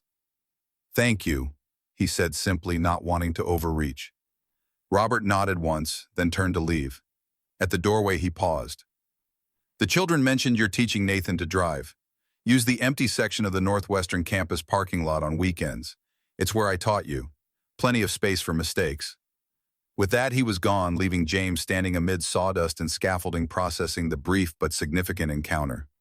His father had sought him out, had observed his work, had offered practical advice about teaching Nathan to drive. Small gestures perhaps, but meaningful ones. For the first time since Christmas Eve, James allowed himself to consider the possibility that while some bridges had been irreparably burned, others might someday be carefully, painstakingly rebuilt. That night, in his modest apartment with its folding table and secondhand furniture, James Wilson slept more peacefully than he had in 6 months. The path forward remained uncertain, the consequences of his actions still unfolding. But he had glimpsed something today that had previously seemed impossible, the potential for redemption, not through grand gestures or dramatic apologies, but through the quiet dignity of honest work and genuine change. Perhaps that in the end was what his father had been trying to teach him all along. Autumn painted Chicago in brilliant hues of amber and crimson. The city's skyscrapers gleamed against clear blue skies as temperatures cooled and leaves transformed. For James Wilson, this season marked 9 months since his world had collapsed. Enough time for reflection, adaptation, and the tentative beginnings of rebuilding. The West Side Library project had been completed 2 weeks ahead of schedule and marginally under budget, earning Stevenson Builders a performance bonus and cementing James's position within the company. What had begun as an entry-level opportunity born of desperation had evolved into something resembling a genuine career path. Stanley Stevenson had assigned him to increasingly complex projects, most recently naming him lead project manager for a $12 million medical center development. James's personal life had stabilized into a new normal. The divorce was finalized in August with terms less punitive than he had initially feared. Sarah retained primary custody of the children, but James secured meaningful visitation rights, every other weekend plus Wednesday evenings. His modest 2-bedroom apartment in Rogers Park now featured actual furniture instead of folding tables, though nothing approaching the luxury he had once taken for granted. On this particular Thursday evening, James sat at his kitchen counter reviewing cost estimates for the medical center project. His phone buzzed with a text message from Nathan. "Dad, can I stay with you this weekend instead of going to the homecoming dance? Need to talk about something important." The request was unusual. Nathan typically thrived in social situations, particularly school events. James replied immediately, "Of course. Everything okay? Just need some advice, from you specifically." James stared at the message, a mixture of concern and quiet satisfaction warming his chest. After everything that had happened, his 15-year-old son was turning to him for guidance. It represented a kind of trust he had feared permanently lost. "You can always talk to me. Pick you up Friday after school as usual." "Thanks, Dad." James returned to his work, but his mind kept drifting to the possible reasons behind Nathan's request. Academic problems seemed unlikely, given his consistently strong performance. Social issues. Girl troubles. Whatever it was, James felt a responsibility to provide the kind of thoughtful support he had rarely offered when material provisions had been his primary focus as a father. Friday afternoon found James waiting outside Lake Forest Academy in his used Honda Accord, a reliable but decidedly unglamorous replacement for the luxury vehicles that had once defined his self-image. Nathan emerged from the building with a serious expression, his backpack slung over one shoulder. "No Emily today?" James asked as his son settled into the passenger seat. "Mom's taking her to ballet and then a sleepover." Nathan stared out the window. "Emily's thriving. Mom's got her in all these activities." James nodded, detecting an undercurrent of something in his son's voice. "And how about you keeping busy?" Nathan shrugged. "Mostly with schoolwork. AP Physics is kicking my butt." They drove in companionable silence for a while, James resisting the urge to press for details about the important matter Nathan wanted to discuss. Experience had taught him that teenagers operated on their own timetable when it came to difficult conversations. After stopping for takeout from a Thai restaurant Nathan particularly enjoyed, they arrived at James's apartment. The space had evolved over the months. Bookshelves now lined one wall filled with engineering and architecture volumes James had salvaged from storage. Photos of Nathan and Emily occupied prominent positions on side tables. It wasn't luxurious, but it felt increasingly like home. They settled at the small dining table with their food, making casual conversation about school and James's current project. Only after they'd finished eating did Nathan finally broach the subject that had been weighing on his mind. "Dad, I need to ask you something about Grandpa Robert." James set down his water glass carefully. "What about him?" "He's been spending a lot of time with us lately, coming over for dinner at Grandpa Harrison's house, taking me to engineering exhibits, bringing Emily to piano recitals." Nathan hesitated. "It's nice, but weird. Like suddenly he's super involved." "Your grandfather loves you both very much," James replied cautiously. "He's probably trying to make up for lost time." "That's the thing." Nathan leaned forward. "Last week he and Grandpa Harrison were talking in the study. They didn't know I could hear them. Grandpa Harrison said something about moving forward with the next phase now that the integration is complete." James felt a familiar tightness in his chest, the sensation that had accompanied every business discussion with George Harrison. "Did you hear anything else?"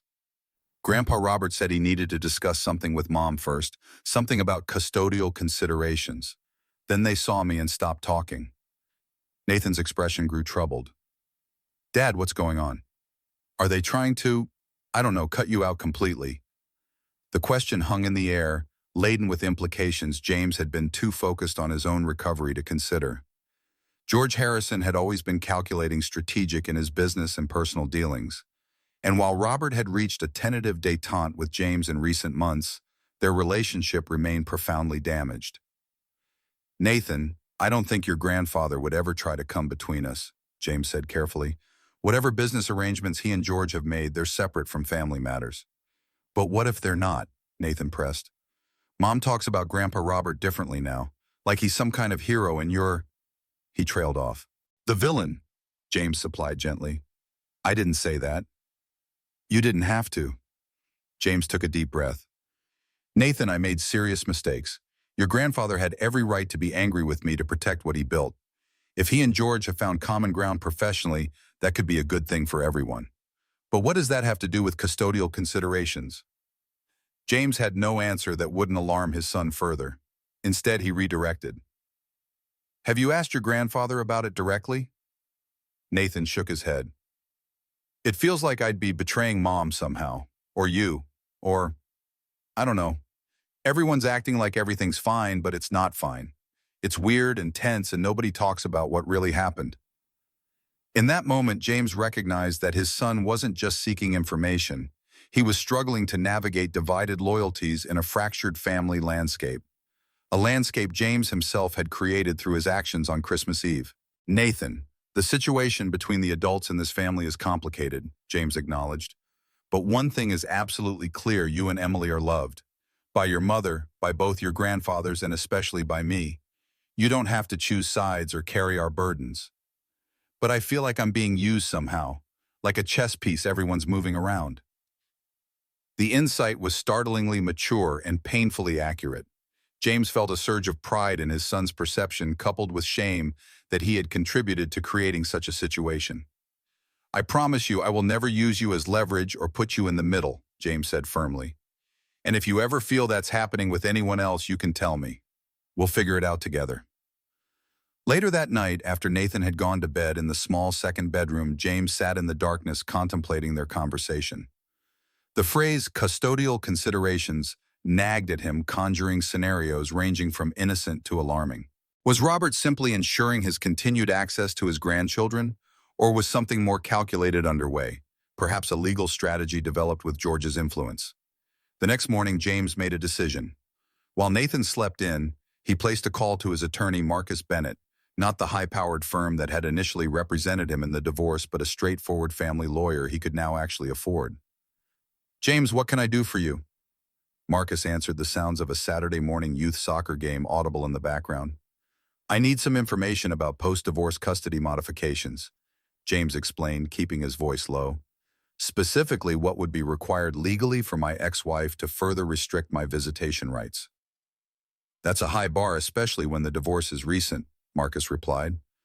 "Courts generally need to see material changes in circumstances, evidence of endangerment, neglect, new addiction issues, that sort of thing." "Why has Sarah indicated she's pursuing modifications?" "Not directly, but I've heard concerning conversations between her father and mine about custodial considerations." Marcus was silent for a moment. "That could mean anything, James. But if you're worried, document everything. Every visit, every interaction with the kids, every payment. Create a paper trail of responsible parenting." After the call ended, James began a methodical review of his parental responsibilities. Child support payments were current and documented. Visitation had been consistent without cancellations. The children's academic and extracurricular activities were supported both financially and through his personal involvement. By objective measures, James had been fulfilling his obligations impeccably since the divorce. Yet the conversation Nathan had overheard suggested something was in motion behind the scenes, something involving both Robert and George in decisions that would affect James's relationship with his children. When Nathan woke, James suggested they spend the day at the Museum of Science and Industry, a favorite destination since Nathan's earliest childhood. As they explored exhibits on architecture and engineering, James observed his son's genuine enthusiasm, his insightful questions, his growing intellectual confidence. "You know," James remarked as they examined a display on sustainable building materials, "you remind me of your grandfather sometimes. He has that same ability to see how structures fit together, how materials interact." Nathan glanced up surprised. "Really? Grandpa says the same thing about me." "He does. Yeah, he says I've got the Wilson eye for construction. He's been sending me articles about engineering programs at different universities." Nathan hesitated. "Is that okay? I wasn't sure if it would bother you."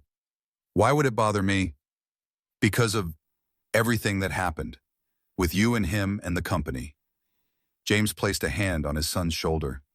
"Nathan, I would be thrilled if you developed an interest in engineering or construction, and your grandfather has decades of wisdom to share. That's your birthright, regardless of my mistakes." The genuine smile that spread across Nathan's face was worth more than any luxury James had surrendered in his fall from grace. Sunday afternoon came too quickly, bringing the time to return Nathan to Lake Forest. As they pulled up to the Harrison estate, James noticed both Robert's and George's cars in the circular driveway, another Sunday dinner gathering from which he remained excluded. "Thanks for listening, Dad," Nathan said as he gathered his backpack. "It helped talking about this stuff." "Anytime, son. I mean that literally. Day or night if you need me, call." Nathan nodded, then surprised James with a quick, fierce hug before jogging up the steps to the imposing front door. James waited until his son was safely inside before driving away, troubled thoughts swirling despite the otherwise pleasant weekend. The following Wednesday, James received an unexpected email from his father. The message was brief and businesslike. Need to discuss a matter regarding the children. Available to meet Thursday 7 p.m. at Carson's Steakhouse downtown if convenient for you. James stared at the screen, reading and rereading the terse message. In 9 months, this was the first direct communication from his father that wasn't related to legal documents or company matters. Whatever prompted it, it clearly involved Nathan and Emily, reason enough for James to accept immediately. Carson's Steakhouse was neutral territory, neither a Wilson construction haunt nor one of James's former social clubs, but a respected Chicago institution known for privacy and discretion. James arrived 15 minutes early, dressed in his best non-luxury business attire, determined to present himself as composed and responsible despite his inner apprehension. Robert arrived precisely at 7, wearing the same charcoal gray suit he had favored for important meetings throughout James's childhood. At 68, he remained an imposing figure, his posture unbent by age or circumstance. The maitre d' led them to a quiet corner booth where Robert ordered a neat scotch while James requested water. "Thank you for coming," Robert began once they were alone. "I thought it best to speak directly about certain developments."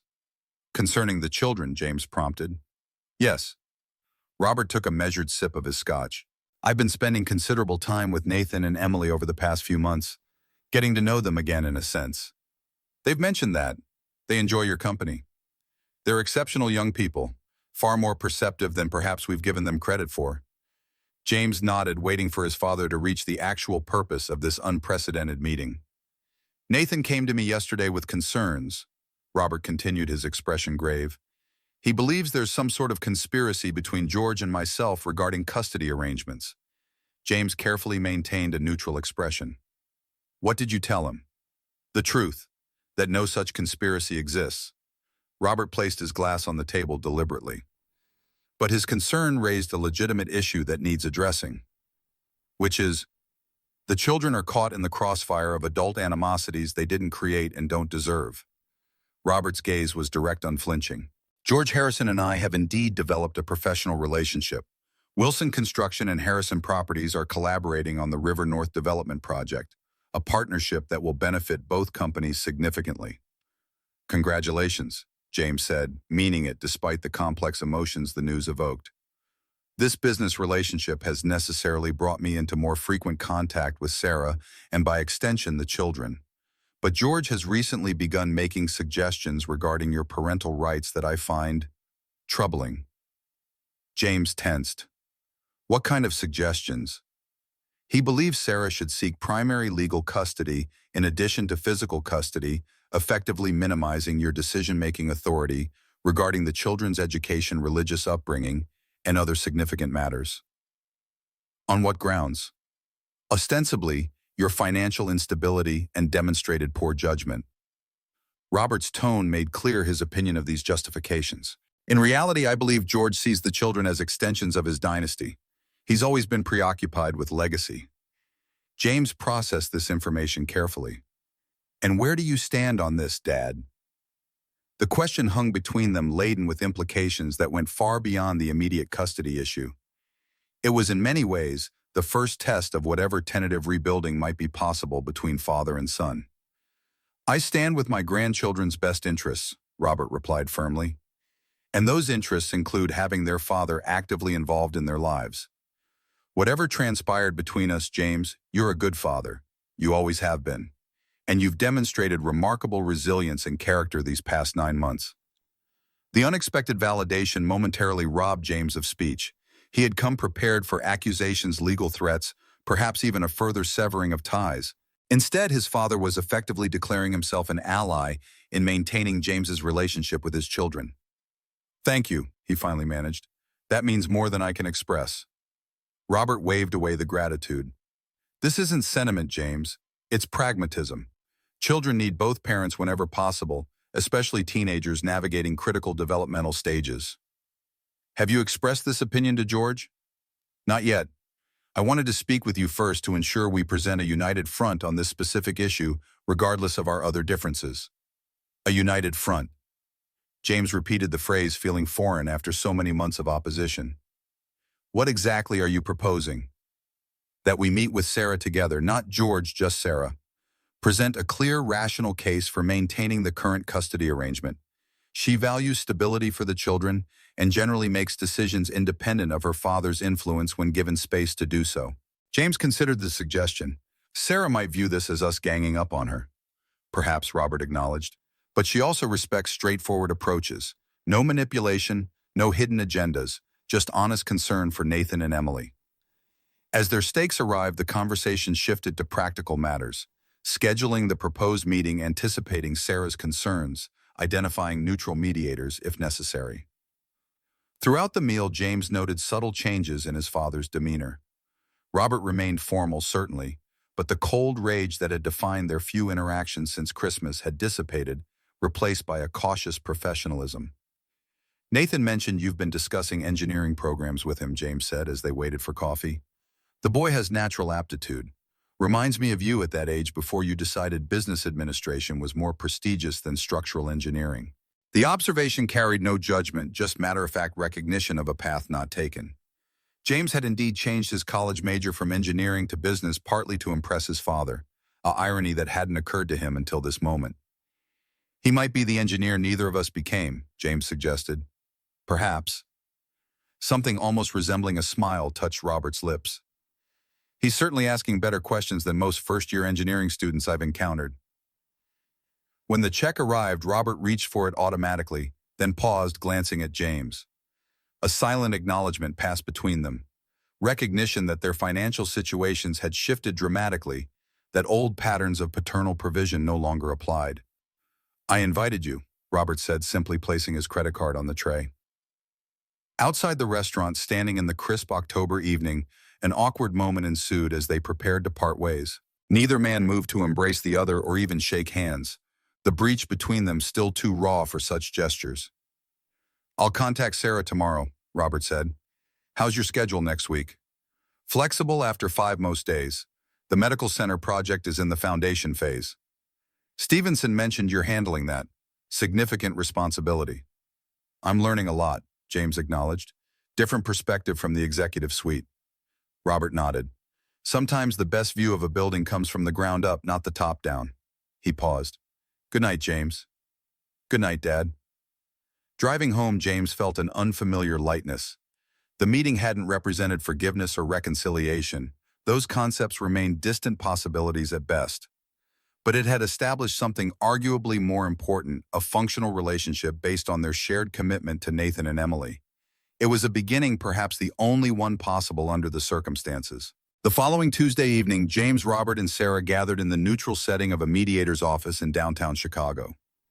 The meeting had been arranged through Sarah's attorney, with all parties agreeing to a non-adversarial discussion about the children's needs. Sarah appeared surprised to see James and Robert arrive together, her carefully composed expression momentarily revealing confusion. Dressed in a tailored navy suit that projected both authority and femininity, she had clearly come prepared for confrontation rather than collaboration.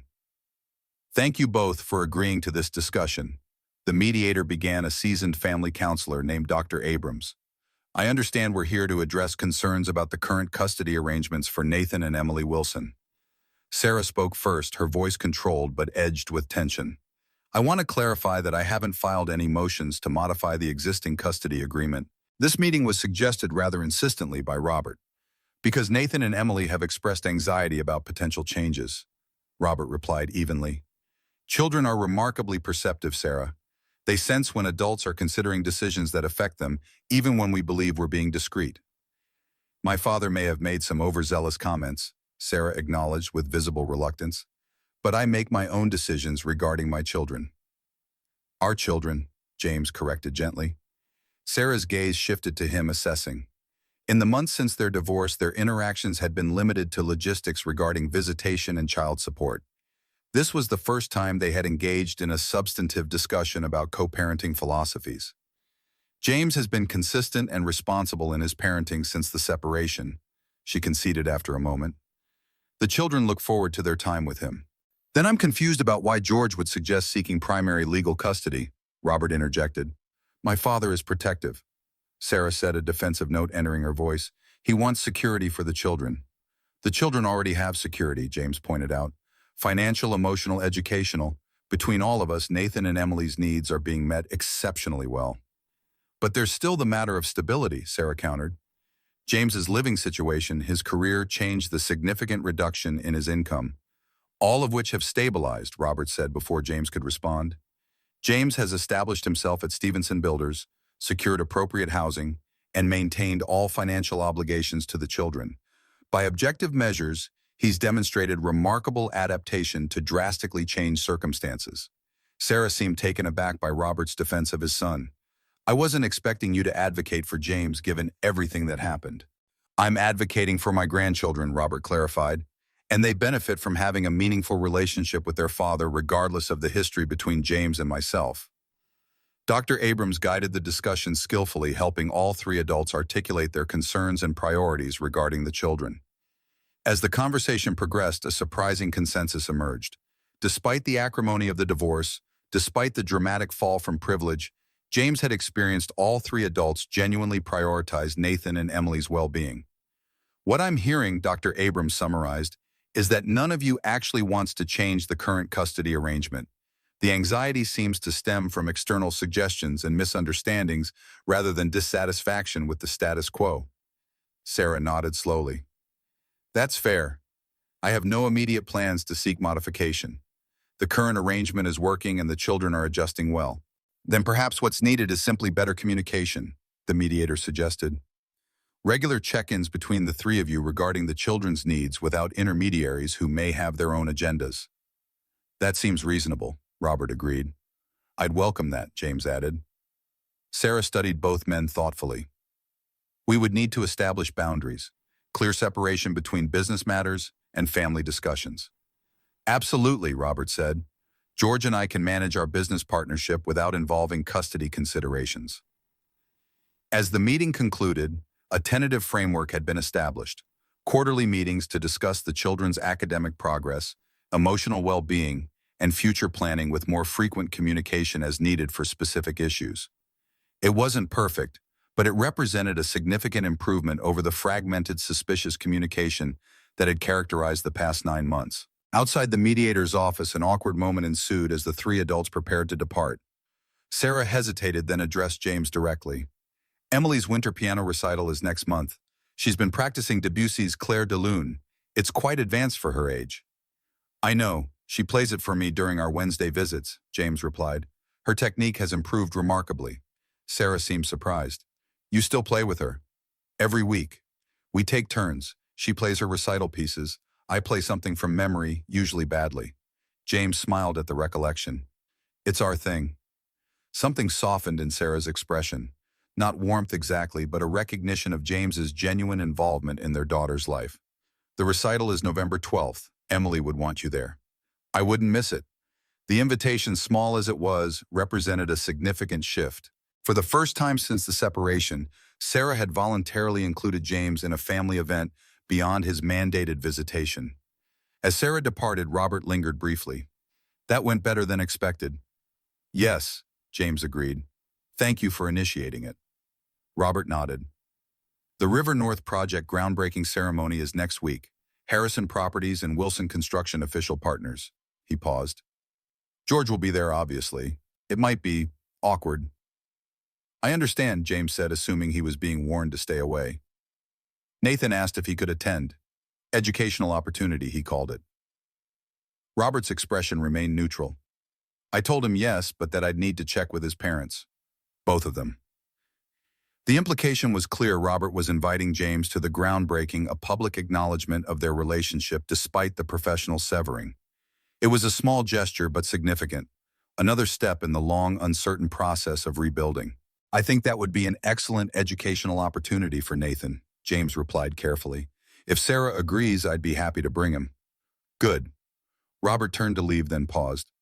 The project uses an innovative foundation system developed by our engineering department. Nathan might find it interesting. I'm sure he will. The groundbreaking ceremony took place on a crisp November morning with city officials, business leaders, and local press in attendance.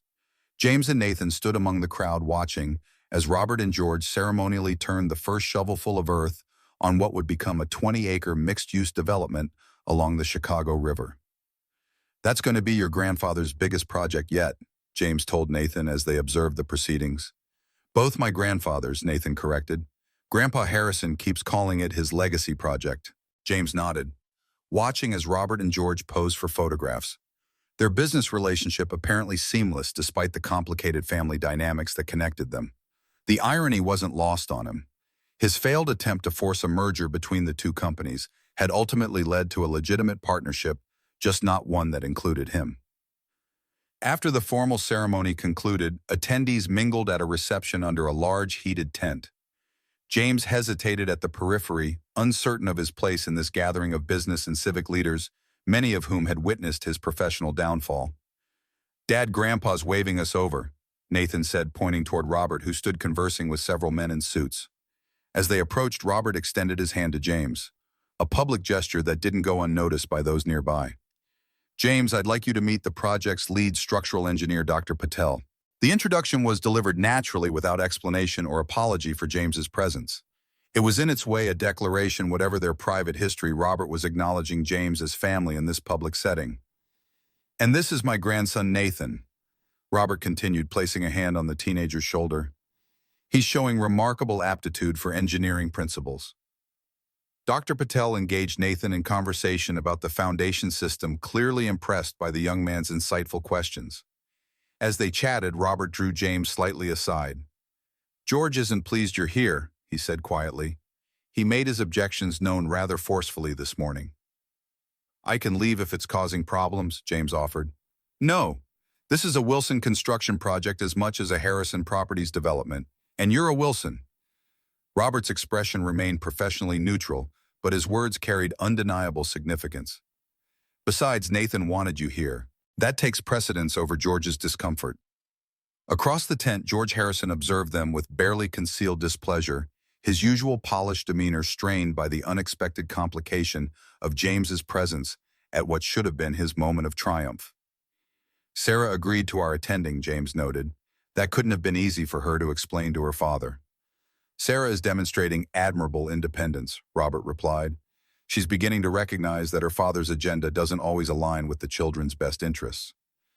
The remainder of the event passed without incident, though James was acutely aware of curious glances and whispered comments from former colleagues and business associates.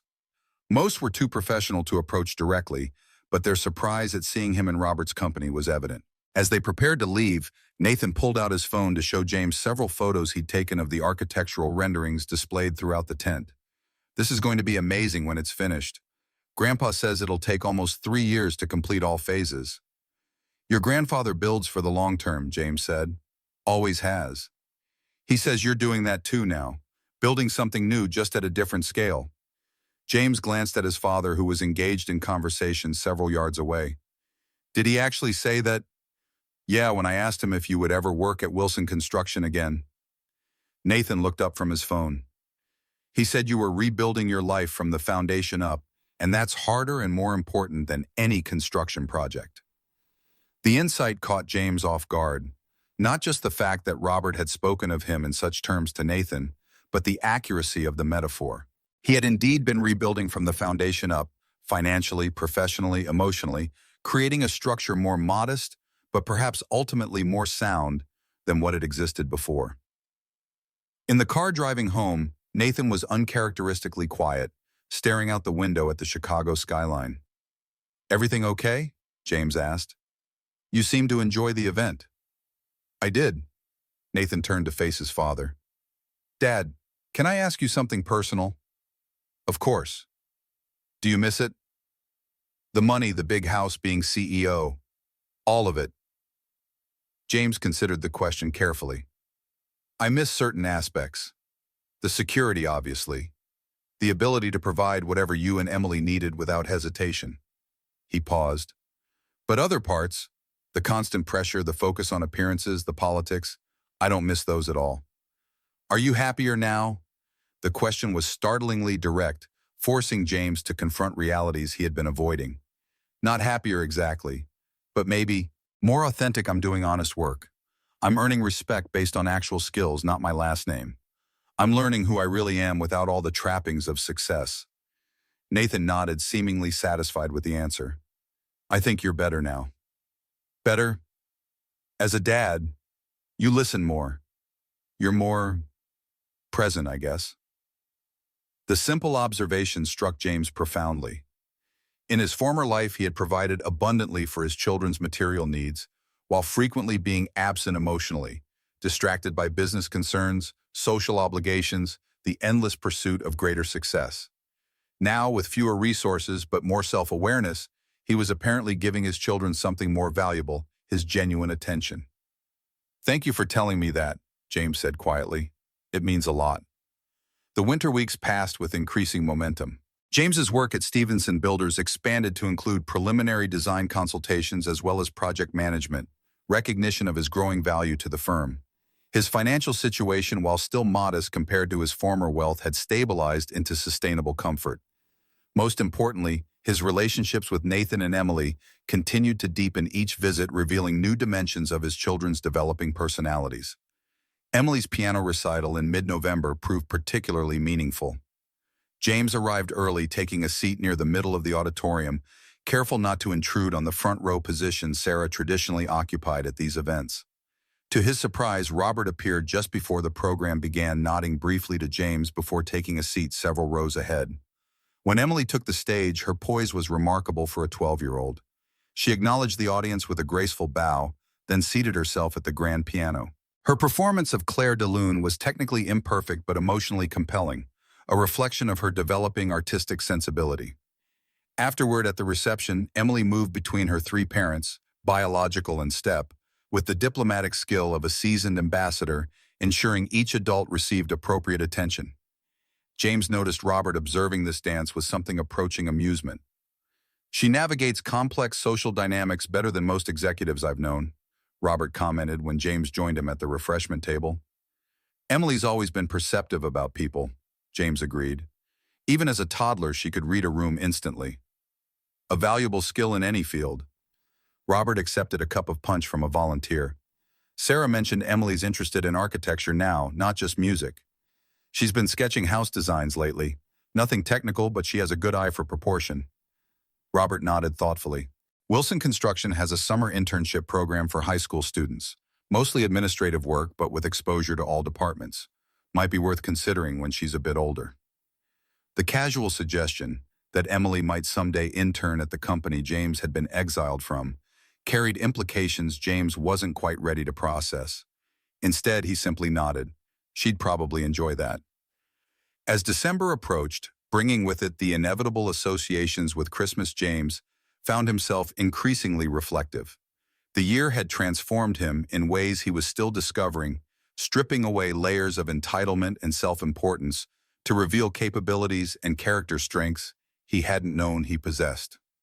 The first anniversary of his fall from grace loomed like a shadow on the calendar. December 24th, a date that had forever altered the trajectory of his life. James had no plans for Christmas Eve, having arranged to see the children on Christmas Day instead.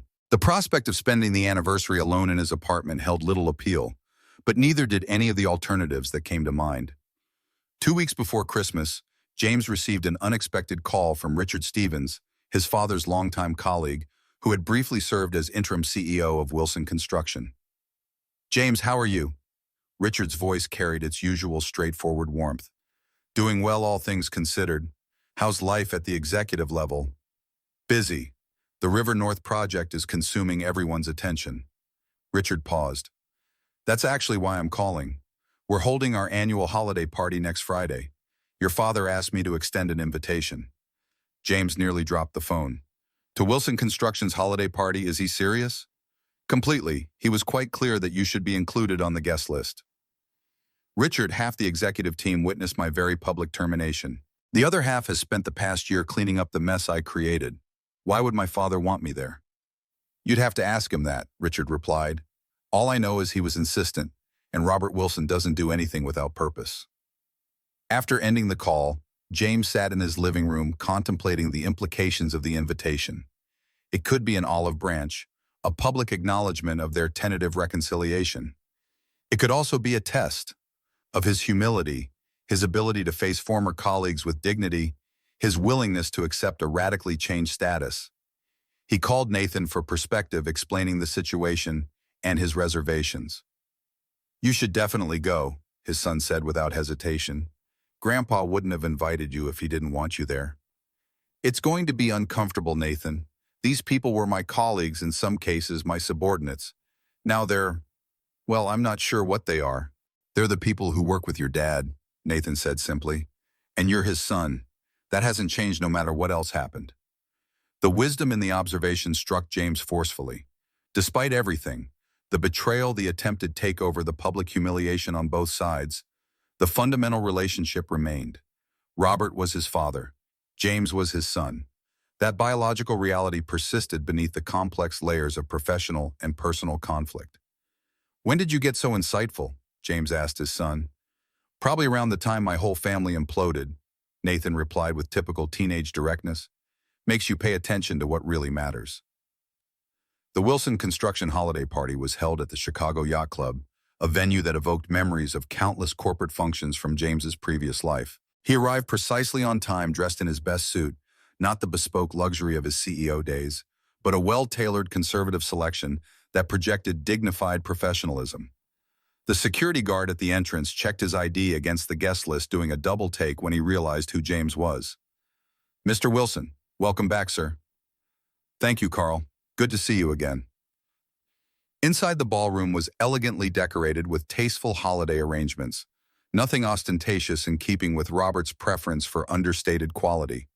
A string quartet played classical arrangements of seasonal music, providing a sophisticated backdrop to the mingling executives and their guests.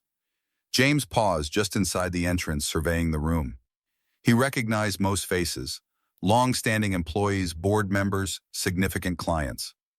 Several people noticed his arrival, conversations momentarily pausing as awareness of his presence spread through the gathering. Before awkwardness could solidify, Richard appeared at his side. "James, good to see you. Come, your father's over by the windows with the mayor." The simple act of being escorted through the room by a senior executive sent a clear message to everyone observing. James Wilson's presence was officially sanctioned. While this didn't eliminate the curious glances or whispered comments, it provided a context for his unexpected appearance. Robert stood conversing with Chicago's mayor and several prominent business leaders, his commanding presence undiminished by age. When he spotted James approaching, he offered a brief nod of acknowledgement. "Mayor Williams, I believe you know my son, James." "Of course. Good to see you, James. I understand you're with Stevenson Builders now. They did excellent work on the West Side Library." "Yes, that was one of my projects, actually." "Impressive work. I was particularly pleased with the community engagement elements." The conversation proceeded naturally, with no reference to James's dramatic departure from Wilson Construction or the events that precipitated it. Robert's introduction had seamlessly established a tone of normalcy that others in the group followed, discussing current projects, civic developments, and industry trends. As the evening progressed, James navigated a complex social landscape. Some former colleagues approached with genuine warmth. Others maintained polite distance. No one directly mentioned the elephant in the room, the Christmas Eve incident, the attempted takeover, James's subsequent fall from privilege. But awareness of that history colored every interaction. Linda Chen, the CFO who had helped Robert uncover James's financial manipulations, surprised him by offering a direct handshake and meeting his gaze evenly. "You're doing good work at Stevenson. Stanley speaks highly of your project management skills." "Thank you, Linda. That means a lot coming from you." She studied him for a moment. "You seem different, more grounded." "Losing everything will do that," James acknowledged with a rueful smile. "Not everything," she corrected, glancing toward Robert, who stood across the room in conversation with board members. "Some things can't be lost, only damaged and repaired." The observation lingered with James as he continued circulating through the party. He was no longer the heir apparent, the golden son destined to inherit the Wilson empire. That future had been irrevocably altered by his own actions. Yet his presence here, invited by Robert himself, suggested possibilities for a different kind of relationship, one built not on succession and inheritance, but on mutual respect and gradual reconciliation. Near the end of the evening, as guests began departing, James found himself momentarily alone at the windows overlooking Lake Michigan. Robert approached quietly, 2 glasses of scotch in hand. He offered one to James, who accepted with a nod of thanks. "You handled yourself well tonight. Robert observed his gaze directed outward toward the dark waters. Can't have been easy. Easier than I expected, James admitted. People were remarkably civil. They respect the invitation, and they've observed your efforts this past year. Robert sipped his scotch. Resilience earns a certain regard even from former adversaries. They stood in companionable silence for a moment, the awkwardness that had characterized their recent interactions notably diminished. Thank you for including me tonight, James finally said. It means more than I can adequately express. Robert nodded once, acknowledging the sentiment without requiring further elaboration. Christmas Eve is next week. Yes. The date hung between them, laden with shared memory. Sarah's hosting dinner at her new lakeshore apartment, for the children primarily, but also as a gesture of continuity, I suppose. She's invited me. Robert turned to face his son directly. She mentioned she extended an invitation to you as well. She did. I haven't responded yet. Because of last year. Partly. And partly because I wasn't sure if my presence would make things uncomfortable for everyone else, including you. Robert considered this. The past year has brought significant changes for all of us. Some losses, some unexpected gains. He placed his empty glass on a nearby table. I think Nathan and Emily would appreciate having their family together for Christmas Eve, complicated as that family has become. Even with George and Sarah's new boyfriend in attendance. Even so. A ghost of a smile touched Robert's lips. George is finding Stephen's presence nearly as uncomfortable as he might find yours. The man is an art historian with decidedly progressive political views. The observation, delivered with dry humor, represented perhaps the first moment of genuine levity between father and son in over a year. James couldn't help but smile at the image of George Harrison's stalwart conservative and ruthless businessman attempting to make conversation with an academic from Sarah's new social circle. In that case, I'll accept Sarah's invitation, James decided, for the children's sake. For all our sakes, Robert amended quietly. Christmas Eve arrived with gentle snowfall, transforming Chicago into a scene from a holiday card. James stood before the mirror in his apartment, adjusting his tie and rehearsing potential conversation topics that would avoid sensitive subjects. The prospect of returning to the scene of last year's catastrophe filled him with apprehension, yet also a cautious hope that this gathering might represent a new beginning. He had purchased modest but thoughtful gifts for Nathan and Emily, books related to their current interests, gift cards for experiences they could share. For Sarah, a simple but elegant scarf he remembered her admiring years earlier. For Stephen, a well-reviewed biography of Michelangelo, selected with Nathan's guidance. For George, nothing. Some boundaries remained uncrossable. And for Robert, after considerable deliberation, a rare first edition book on Chicago's architectural history that James had discovered at a used bookstore and carefully restored. Sarah's new apartment occupied the top floor of a renovated historical building in the Gold Coast neighborhood, smaller than the Lakeshore Drive mansion, but impeccably appointed, reflecting her refined taste and independent means. When James arrived, Emily greeted him with an enthusiastic hug, while Nathan offered a more restrained but equally sincere welcome. The gathering was smaller than previous years, just the immediate family, George and his companion Vanessa and Sarah's new boyfriend Stephen. The atmosphere carried an initial awkwardness as everyone navigated unfamiliar social dynamics, but the children's excitement about Christmas provided a unifying focus. James approached George with professional courtesy, offering a polite handshake that the older man reluctantly accepted. "Merry Christmas, George." "James." The acknowledgement was curt, but not openly hostile, progress of a sort. Robert arrived last, bearing elegantly wrapped packages and a bottle of vintage wine. His entrance momentarily heightened the tension, particularly for those who had witnessed the previous year's confrontation.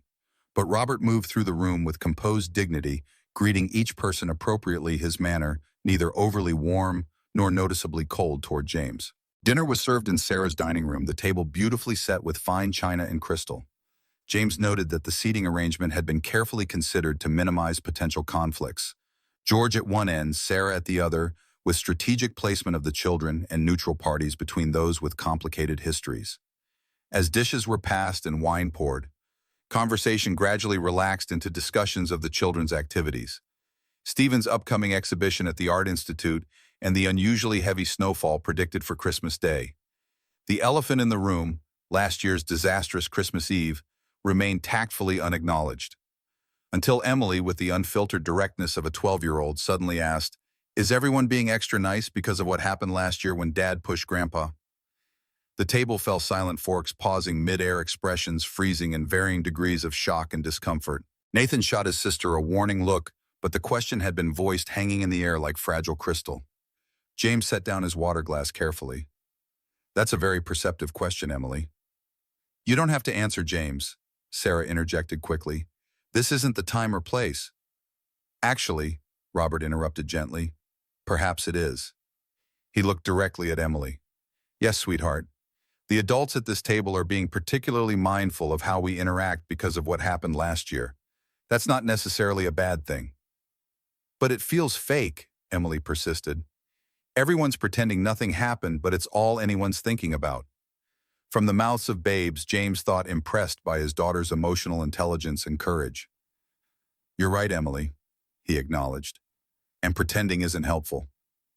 James looked around the table, meeting each adult's gaze briefly before continuing. "What happened last year was entirely my fault. I behaved inexcusably toward my father, disrespecting him in front of family in a way no one should ever be treated, especially not a parent who had given me every advantage in life." George shifted uncomfortably while Stephen, who had only heard secondhand accounts of the incident, listened with evident fascination. "The consequences of that night were severe and appropriate," James continued. "I lost much of what I had taken for granted, my position, my home, many material possessions, but I also gained something unexpected: perspective, humility, and a chance to rebuild relationships on more authentic foundations." He turned to Robert. "I will regret my actions that night for the rest of my life. Not because of what those actions cost me professionally or financially, but because they hurt someone I love and respect deeply."